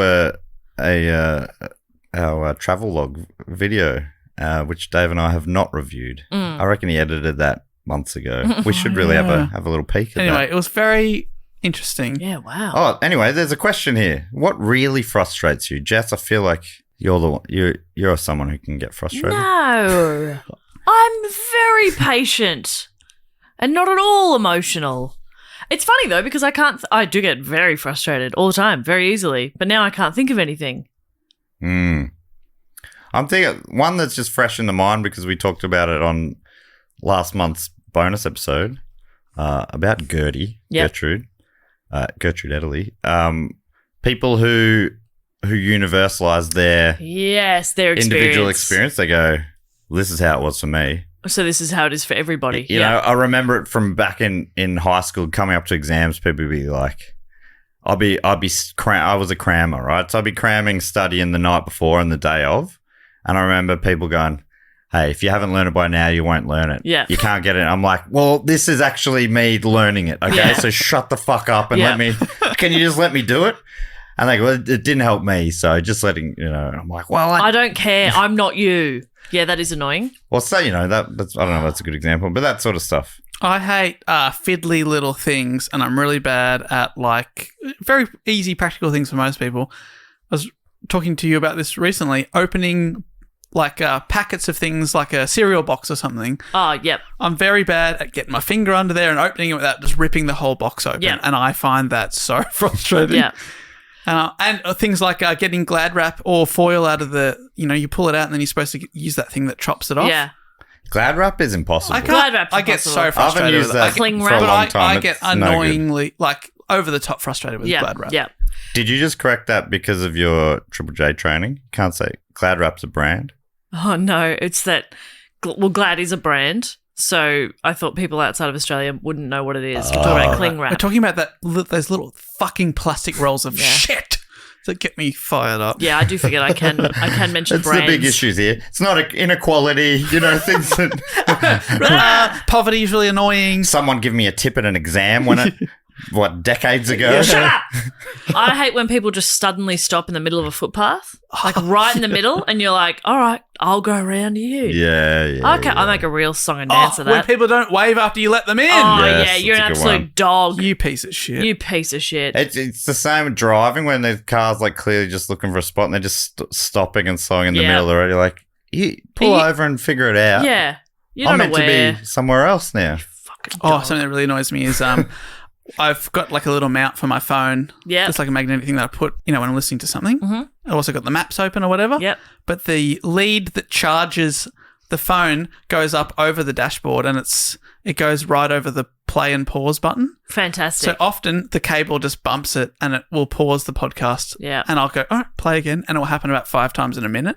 And that really frustrates me. That's grinds my gears. That grinds your gears. These are kind of petty gripes you want, Paul, because we got him. Because he didn't. He was talking about being on hold. Yeah, that's right. No, I think it's... The other ones go without saying. I think the tone he's going for is there's little things that really get you My going. all-time one, and you two are well aware of this. You're settling in... You know where I'm going. Yes. Please. You're settling on the plane. Yep. You've selected a movie. Mm-hmm. They've gone through all the safety stuff. We're well and truly in the air. We're in the air, and then the pilot just likes to chirp in, and for some reason it's not optional. If the pilot wants to say, so we're cruising at 7,000 feet. Yep. And the destination weather is and you're like, we're not going to be there for 10 hours. I don't care what the This weather's doesn't like. I can't change now. Yeah, I don't the care clothes that there's I've got are the clothes I've got. Yeah, there's a northwesterly blowing in Heathrow now. I don't give care. a shit. I guess tell me right as we're about to land, but I still don't care because, again, this is what I wore. So I don't give a shit. And I don't mind them saying it. Yeah. But just make it optional that the movie is paused. Yeah.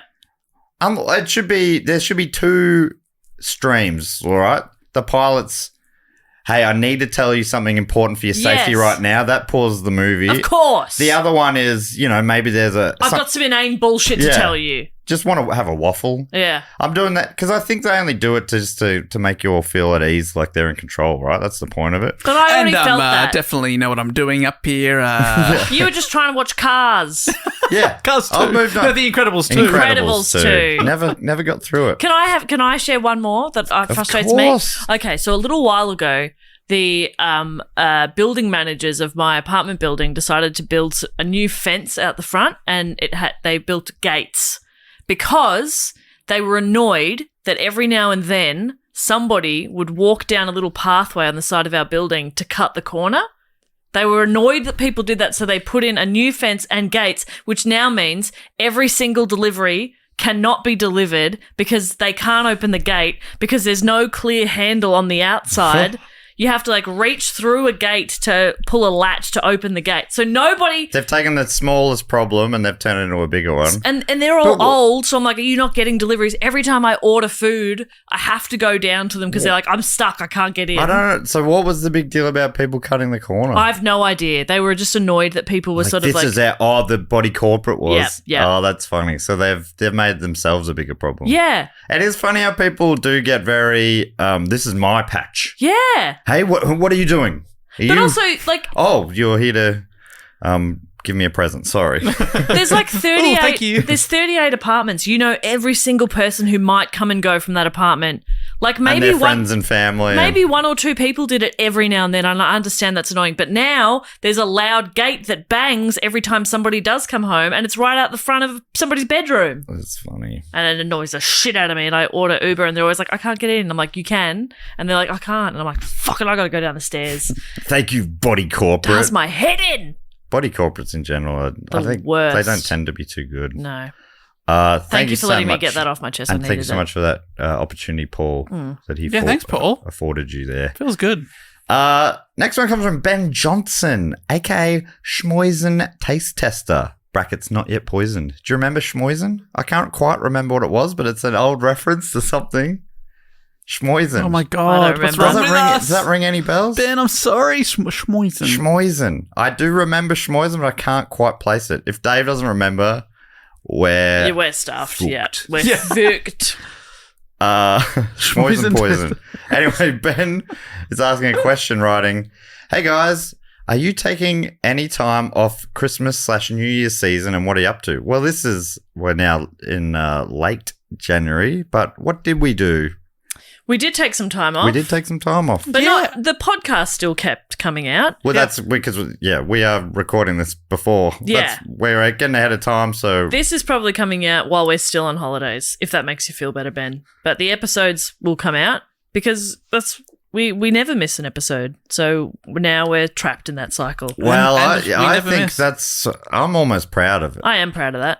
Almost. Almost, but sometimes. But yeah, we've taken some time off. Yeah. When's this one coming out? Let me have a I think look. it's like 24th or something. 20. I think mine would have been a pretty low-key Christmas. I was in Melbourne this year with my side of the family, catching up and then just chilling out. There was a couple of weeks off any work, so that was, I assume, lovely. Yeah. I got a very chill Christmas this year as well. Yeah. Yeah, I'm just hanging in Melbourne, around at my folks' place for Christmas, which they rotate it with Mum's brother and sister. It's nice. Each year, they're a three-way rotation. Good to have three. That's good. You get a couple of years off. That's good. Rather than one and then the other. Yep. So I'm really looking forward to that, and then probably head to the country for a bit of time over New Year's. I'll have headed to the beach, and by the time this comes out, I'll be back from a little week in Tassie as well. Oh, that's so nice. Very nice. Yeah. I don't know why I said country. I'm going to Bright. Country. It's country. It's a beautiful touristy town, but it'll be super overcrowded, but it'll be a lot of fun. It'll be really nice. There's a reason everyone's there, because it's nice. Great town. I mean, our family has been, we go back there, about 150 years. So, all of a sudden these city slickers are coming up there for their holidays. Like, all right, here we go. Yeah, righto, mate. This is my slice of paradise. I put up a gate because people are cutting through. It's so annoying. But my folks have, I don't know, I've talked about this on the podcast before, they've got a caravan site there and they're knocking them all down. So the bright dream for us we won't get up there as much as we used to. So this will be the last it's getting too Christmas expensive time. because it's getting so popular. Yeah. It's only for the fucking, the 1%ers like you two. You'd probably still heading up there. Yeah, I'll still be going to Bright. I bought Bright. Oh, you bought it? Yeah, I bought Bright. Bought outright. I said, how much? Yeah, right. Yeah. I got that in the car. I'll keep the change. But no, can't wait. Love getting up there. And watching a bit of cricket. Beautiful. Oh, yeah. Pakistan's coming out. West Indies. I don't know if they'll be great challenges to Australia, Dave. What do you reckon? Oh, I mean, you never want to say that. Yeah. Do you want my opinion too? Yeah. I reckon everyone's going to have fun. I hope so. I only asked Dave because he's a cricket man. And then we're into the Aussie Open. We've got the tennis happening. Yes. Yeah, it's a beautiful time in Australia, in Melbourne. Summer's here, baby. Can't wait. I would have already been to Perth for the Fringe World over there. Oh, wow. That's really early this year. Yeah, it's in Jan, and then I'll be going to Adelaide soon. Shit, that's exciting. I'm seeing a bit of this wide brown land. Lovely stuff.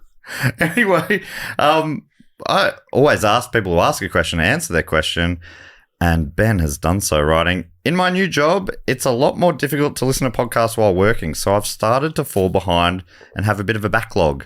Thankfully, I've got some time. Yeah, he's still back where Schmoisen was a reference. Yeah, that's right. He's not going to hear this till Easter. Thankfully, I've got some time off in December that I'm going to use to relax, build some big Lego sets that which I mean, similar to painting small figurines, I think it's really cool. And I thought, whatever. I felt so stupid after like sounding like I was judging that guy. I still think of him a cool guy. No, it was just unexpected from that person. Yeah. No, I understand that. You are sort of like, oh, yeah, okay, well, if that's what you like to do, go for it. But you didn't expect that person to be doing it. Yeah, for sure. So, yeah, Lego sets that I've recently wasted money on and catch up on those podcasts. I'm currently building the Lego Sanctum Sanctorium. Oh. Sanctum Sanctorum from Doctor Strange. Oh, cool. As opposed to the Oxford Dictionary guy. What was his? The Scriptorium. The Scriptorium. Saying that, and he's also listening to Matt Remembers, the bonus episode about the trip to America. Then I've got 3 episodes of Two in the Think Tank, some Weekly Planet, and a whole bunch of others to enjoy. Oh, you've got your work cut out for you on holidays. It's called as a holiday. This sounds like bloody 9 to 5. Yeah. I think you better be getting up bright and early, my friend. By the time you're reading this, I've probably finished those Lego sets and got a new backlog of podcasts to catch up on. Keep up the good work. Love you guys and happy 2024. Thank you, Ben. Thank you, Ben. Thank you, Ben. And happy 2024. Hopefully your wedded bliss continues. He got married, right? Or engaged? Remember? He showed us his ring when we were in England? Engaged, I think. I mean, his engagement ring, not his butthole. Can this stay in? I don't know. That's a fair question, Ben. I feel like I don't know why, but I'm losing my mind. All right. Is this the last one this week? From Katie Watson. Now Katie Kalu. Must change my Patreon name after getting married. Katie Kalu. Katie Kalu. Hello, Katie Kalu. That name rules. From Katie Watson, again, I'd say a rock solid, great name. But Katie Kalu, that's all of a sudden, you're opening doors for Katie Kalu. Yeah. Katie Kalu, how do you do? And Katie's given themselves the title of Certified Do-Go-On File Storage Organizer. Oh, thank God. Asking about that. Yeah, thank you. A question. Hey, Aussie mates, I wanted to ask you if you ever have had a spooky or paranormal experience and has answered this. Do you want me to read her answer first? Yeah. Or? Now, Mrs. Kalu does not usually mess with ghosts. Oh, I love a bit of third person early. Yeah, I love that. Well, there hasn't been a Mrs. Kalu in these parts for 70 years. In fact, I'm absolutely terrified of anything paranormal. But lately I've discovered a YouTube channel called The Overnight Channel in which a group of guys stay overnight in haunted locations. No. Last night, I was woken up at 3 a.m. by a little noise that sounded like a whisper, but I couldn't work out what it was saying. When I looked up at the wall, there was also a little red square flashing. Kind of reminded me of those little cat laser pens you can get. I have no idea what it could have been. Anyway, I'm now concerned I've let some sort of demon in after watching the show, and I will now be retiring from watching anything spooky ever again. That's a good call. Oh, that's fun. I love... I don't really believe in it, but I want to. Mm-hmm. And I love the idea of there being more, you know? Yeah. It's like I see a ghost, I'm like, holy shit. There's so much stuff that I don't understand. I will haunt you if I'm given the opportunity to. That'd be really great if you could. I want you to know that. Both of you. I mean, you do. Me too? Yeah, but I'm going to specifically haunt your bathroom, Dave. What have I done? So you're always like, oh, I need to poo. I really need to go. I need to shower and she's in there. Oh, don't look. Yeah. Jess, no. But I'll be looking. Oh, that was creepy. That was too creepy. I'll keep the curtain closed, thank you. Yeah, I'm a ghost, idiot. I can go anywhere. I have a shower curtain now, but I'll have a toilet curtain then. Yeah.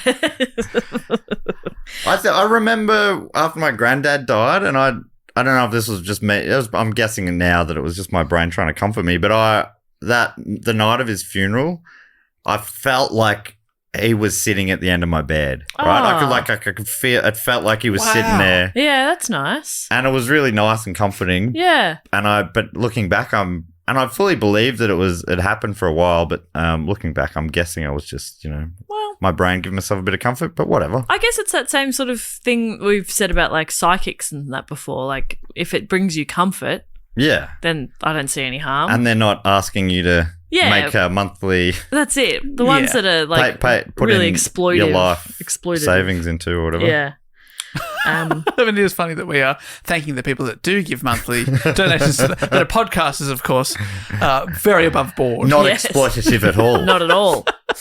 I haven't had any, I don't think, any sort of paranormal experiences. My partner, he and his family used to go to a house in Goulburn in New South Wales. They'd go there a bit, and he is convinced it was haunted and had like several sort of weird experiences there. And he keeps saying like, we'll go one day. And I'm like, fuck no. Hell no. He's like, no, it'll be fine. I'll be with you. And I'm like, I don't give a shit. Why would I go there? there? Let's go. Okay, you can go on a romantic getaway with him then. Thank you. Great. Is that no, too Matt, much to ask? Thank you.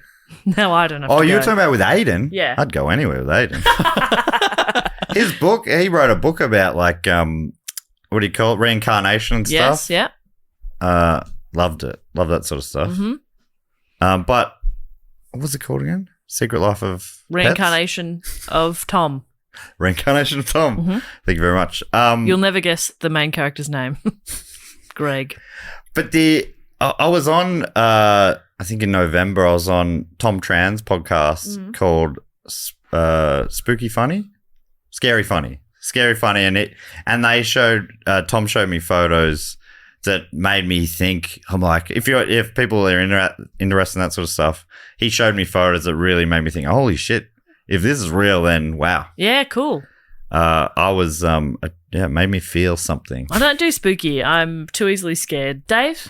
I've not had any paranormal activities or sort of things from beyond, but I did, one of the scariest places I've ever been was about 15 years ago when I was, about 18 or so. Myself and 2 other friends, it was not my idea, 3 other friends, went to La Rondel, which was an infamous abandoned like mental asylum that had been abandoned for a long, long time. And we went there at night, like midnight or something. And it was scary because of like, it was dark. There's holes in the wall. There's like lots of graffiti going on in there. And it was going on. Yes. In front of your No, there is. But that's the thing that there's probably other people in there because it's so big. Yeah. And it was very, very scary. Yeah. And I believe it has since been knocked down and turned into a Coles shopping centre. Whoa, the spookiest thing of all. But yes, that was the only time I've ever been anywhere that other people that you would go if you're like a paranormal hunter. And it was terrifying. That's sick. But you love X-Files and stuff like that? Love the X-Files, but I like that because it's not too scary. I don't really like scary movies or horror movies really at all. But I do love the X-Files. Yeah. But I love their balance of humour and also, shock, I guess. Yeah. Great. Well, thank you so much for that question, Katie Kalu. And a Kalu to you, too. Kalu to you. And Ben and Paul and Amy. Appreciate that. Yeah, so Sydney Scheinberg level, if you want to get involved in the facts, quotes, and questions. The next thing we like to do is shout out and thank a few of our other great supporters. We normally thank 3 each. Jess normally comes up with a game based on the topic of the day. I thought it could be what they are the mother of. Oh, yeah, great. Everyone's mother. Do you have a mother generator? I'll look it up. That can't be possible, can it? No. No, this time I'll use my imagination. So if I can kick us off. Yes. I'd love to thank from Panorama in South Australia, Emily Aubrey. Oh, that is a great name. Great name. Emily Aubrey. And both spelled differently to you expect. Yeah. Yeah, well done. Emily Aubrey, the mother of... Swiss cheese. Yeah. Yep. The holiest of mothers. That's something. That is something. That is Mother Teresa. Something. Thank you so much, Emily. Emily, and I should say, if anyone's listening going, I've been signed up and should have had a shout out sometime. At the moment, the wait's about 4 or 5 months. If you've been on for longer than that, Emily was patiently waiting for about 18 months and just recently I thought at one stage it was around 18 months. It got out really long, but it's like it's about 6 months or less now, I think. Okay, great. So, yeah, if you've been a Patreon for 6 months or more and you don't think you've had your shout out, DM me on Patreon. Yeah. That's the best place to do it because we'll double check for you. And no stress at all if you are worried. Anyone who's worried, please just message and say, hey, just Matt's never going to respond and be like, idiot, shut up. You know, he's very nice. It'll either be potentially you've missed it, but potentially like with Emily, I've missed it. Yeah. And I'd hate to think that I've missed you. And if you've missed it, we can tell you which episode it was. Exactly. Wow. Or one time someone said, don't tell me exactly because I want to listen back, but can you give me a basic idea? Okay, yeah. I'm like, so I gave them like a range? You're like, a 10 episode range. I'm Yeah, thinking about great. sometime in the first 400 episodes. Because they wanted to be surprised still. That's cute. Very cute. Also, may I thank from Dublin in Ireland, it's Jay Deany. Jay Deany, great name. Jay Deany. Now, Jess is our Isleophile. Yes, I'm an Isleophile. Aaronphile. Yes. I don't know what the word is. Yep. And so you can finish this for me. The mother of... Tin whistle. Oh, Ooh. okay. Yeah. That's, can you play a little bit? I can. But not, you need a tin I don't whistle. have a tin whistle okay. on me right now. Well, do you want, I think it's one of my noises. Yeah, I think it should be. Okay. I was hoping for this.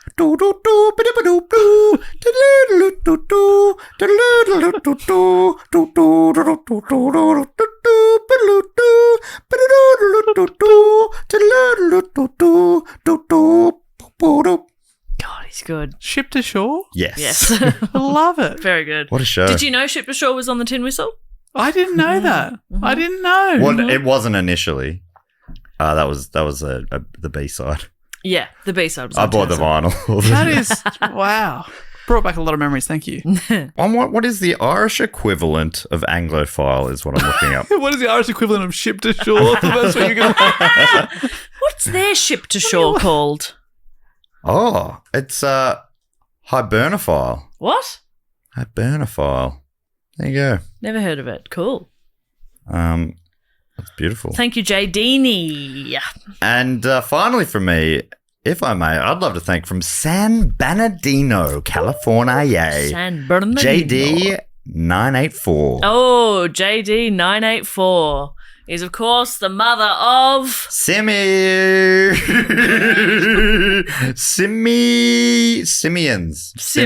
Mother of Simians. Simians. Wow. Simians. I thought I might have backed myself into a corner there. Simians. Well done. Yeah. I know when you start saying a word, it just comes out as a word. Yeah, But for me, it often is a sound. it is. And it's fun. It It's is fun to see where it goes. Fun to see, fun to hear, fun to watch. Yes. Simmy. Simians. Simmy. Yeah, JD984, mother of simians. May I thank some people? Oh my God, that would be Would that be so all right? great. Okay. It wouldn't be all right, it would be fantastic. Oh, thank goodness. I would love to thank from, location unknown. Oh, okay. It's weird. It's mysterious. Can only assume deep within the fortress of the moles.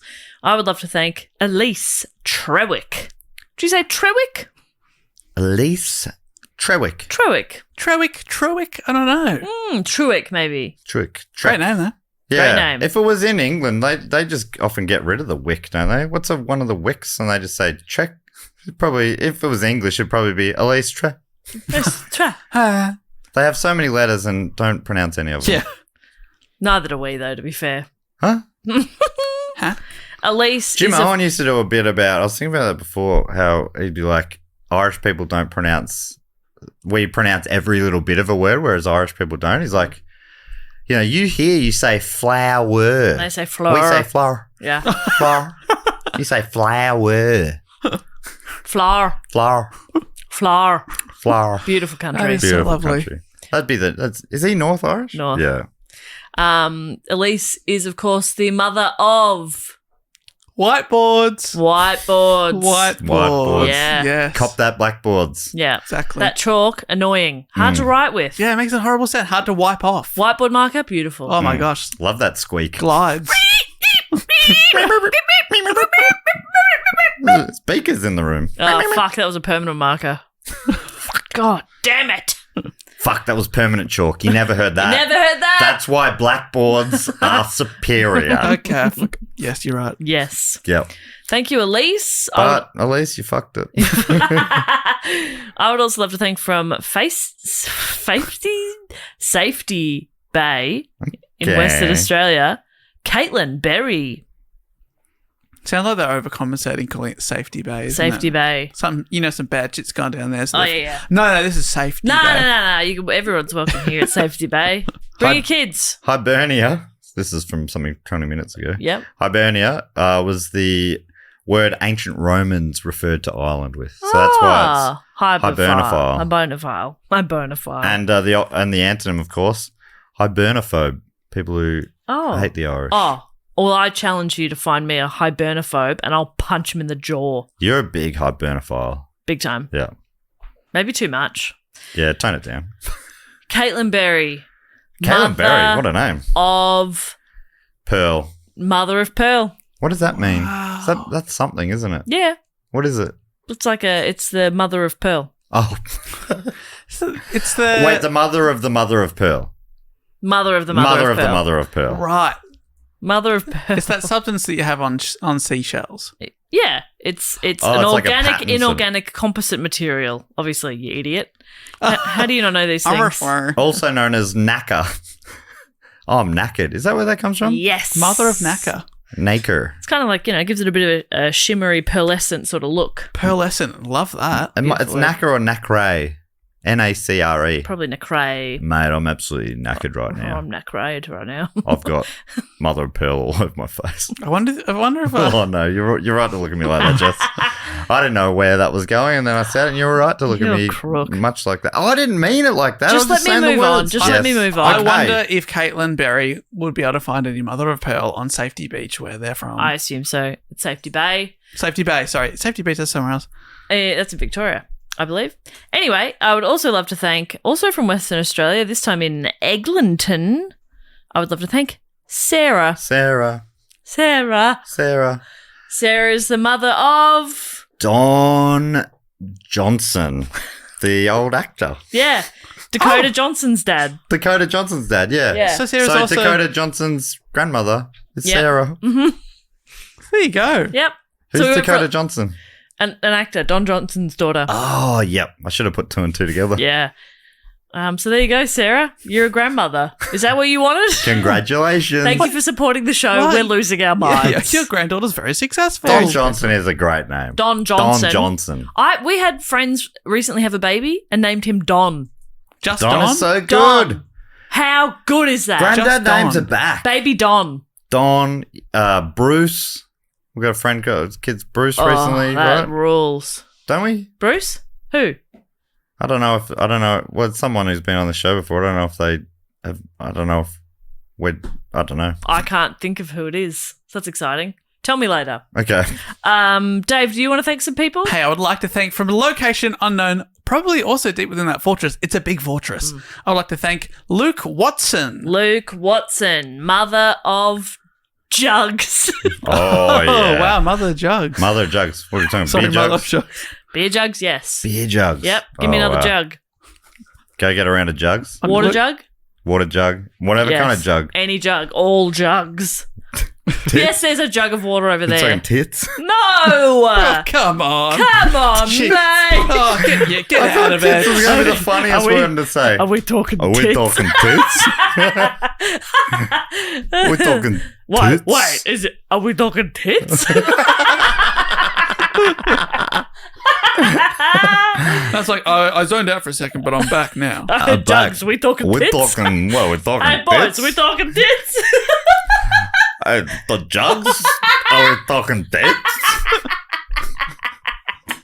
What's wrong with We've us? got another episode to record. I know, I'm in so much pain. I would like to also thank from Hastings on Hudson in New York, Lisa Vance. Oh, Vance. Mother of Holly Valance. Oh, yes. Oh, wow. Kiss, kiss. Yeah. And Lisa, or Holly, didn't want to, just cruise off her mother's name. So that's why she added the Al. Al.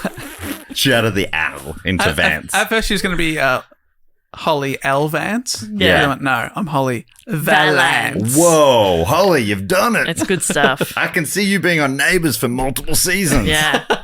I think she married a billionaire, so good on her. Yeah, she's fine. She's doing well. And also from the United States of America, this time in Texas, in Converse, I'd like to thank Mario Valdez. Is that where the shoes come from? Probably. Wow, that's cool. I don't know. Mario Valdez. Holy shit, what a name. Incredible name. Mother, all right. Let's do a 3-worder. It's always I'll the say best. mother of, Dave, Yes. Jess, back to me, all right? Okay. Mother of Christmas. Octopus. sounds. Wow. Actually, I think that's in the top 1,000, isn't it? Yeah. Christmas Sounds. octopus sounds. Well, yes. How's the Christmas octopus sound again? Well, you know how I feel about Christmas in January. I've kicked the Christmas tree out the front door. Yeah. Don't give a shit about it anymore. But all year round, I'm there for Octopus Christmas, which to me is a different thing entirely. Well, this is what the Octopus Christmas sounds is like. Ding dong, ding. Ding ding dong.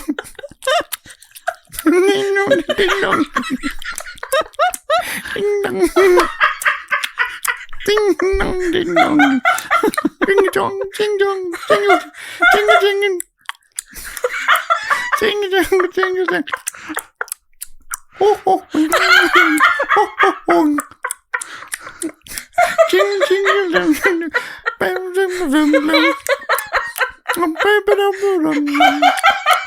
He's doing the tentacles with his hands.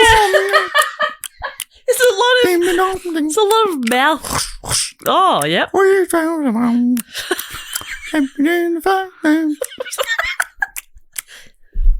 That was Was very that good. it? Yeah, that was That very was it, good. My yeah. gosh, that was lovely. That was beautiful. Thank you for Whoa, I that. genuinely, that felt like I passed out for a bit there. Me too. Yeah. Okay.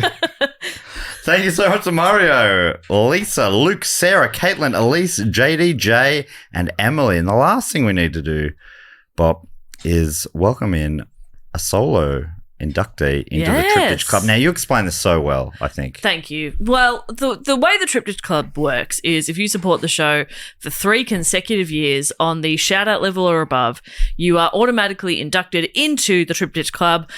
Once you're in, you cannot leave. You're in for life. And it's sort of like a cool, exclusive lounge. Like one of those billionaire gentleman club Holly type Valance places. is probably in there Holly right now. Valance has got one, absolutely. And Matt's behind he's at the door. He's got the velvet rope. He's going to lift it for you to bring you in. He's going to tick your name off. Dave always books a band. Yeah. I'm behind the bar. This week, I have made tiny little miniatures Ooh. of an assortment of cocktails and little tiny snacks, but also little dead bodies. Holy shit. Yeah, it's that quite right creepy. till the end there, that was cute as shit.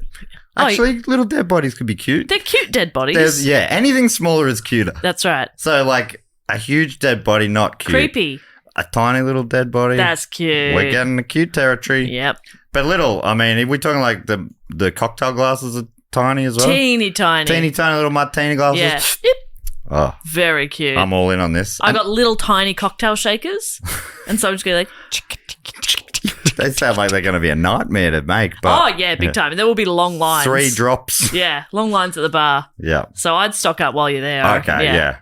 You know, order like 10 at a time. Yeah. Yeah, I reckon. And then you could just use your normal shaker and just No, pour them out. I'll still be doing it. And Dave, you normally book a band? Yeah, you're never going to believe it. What? Obviously, we're talking about nutshells a lot in this week's episode. Yes. And I couldn't believe that And they obviously said yes. the Who from all the CSI. Yeah, couldn't believe that D's nuts said yes to being it. Wow. D's nuts. We got the D's nuts. Yeah, great to have an Australian band in. We've got the Ds. We got the D's nuts. We got Wow, D's well nuts. done. That's huge. That's a great booking. Yeah. The Who didn't write back, so sorry. about Really? That's surprising. that. To them, I say, who? Yeah. Yeah. Exactly. That's who you are now to us. Yep. Who? Exactly. You mean nothing to us. You're not the Who, you're just Who. Yeah. So there's one name to come in this week. Fantastic. When you hear it, stuff. jump on in. Let me lift this velvet rope. Come in, have a great time. Grab yourself a tiny drink, or 10, or 20, However many you want. and get ready for the entertainment of D's Nuts. Not D's Nuts, the band D's Nuts. And Dave's also on the stage. He's about to hype you up with a bit of weak wordplay. Jess will hype up Dave. All right, so are we ready? Yep. One inductee this week. Here we go. Please make them welcome. From Wellsville in Utah in the United States, it's Alison Poor. I don't feel Alison Poor. I feel Alison Rich. Yeah. Woo. We're all in Wellsville tonight. Yeah, Wealthiesville. Yeah. Let it rain. Take on these nuts. 2, 3, 4. All right. Thank you to everyone that was inducted there. Alison, just recapping. Good. That brings us to the end of the episode. Jess, what do we need to tell people before we go? Just that we love them so much. Yeah. And we're sorry Can't for stress what that we enough. said. We still love you. Yeah, whatever we said. We don't always like swear you, to my but we soul. always love you. I don't mean it. I just want you back for good. That's right.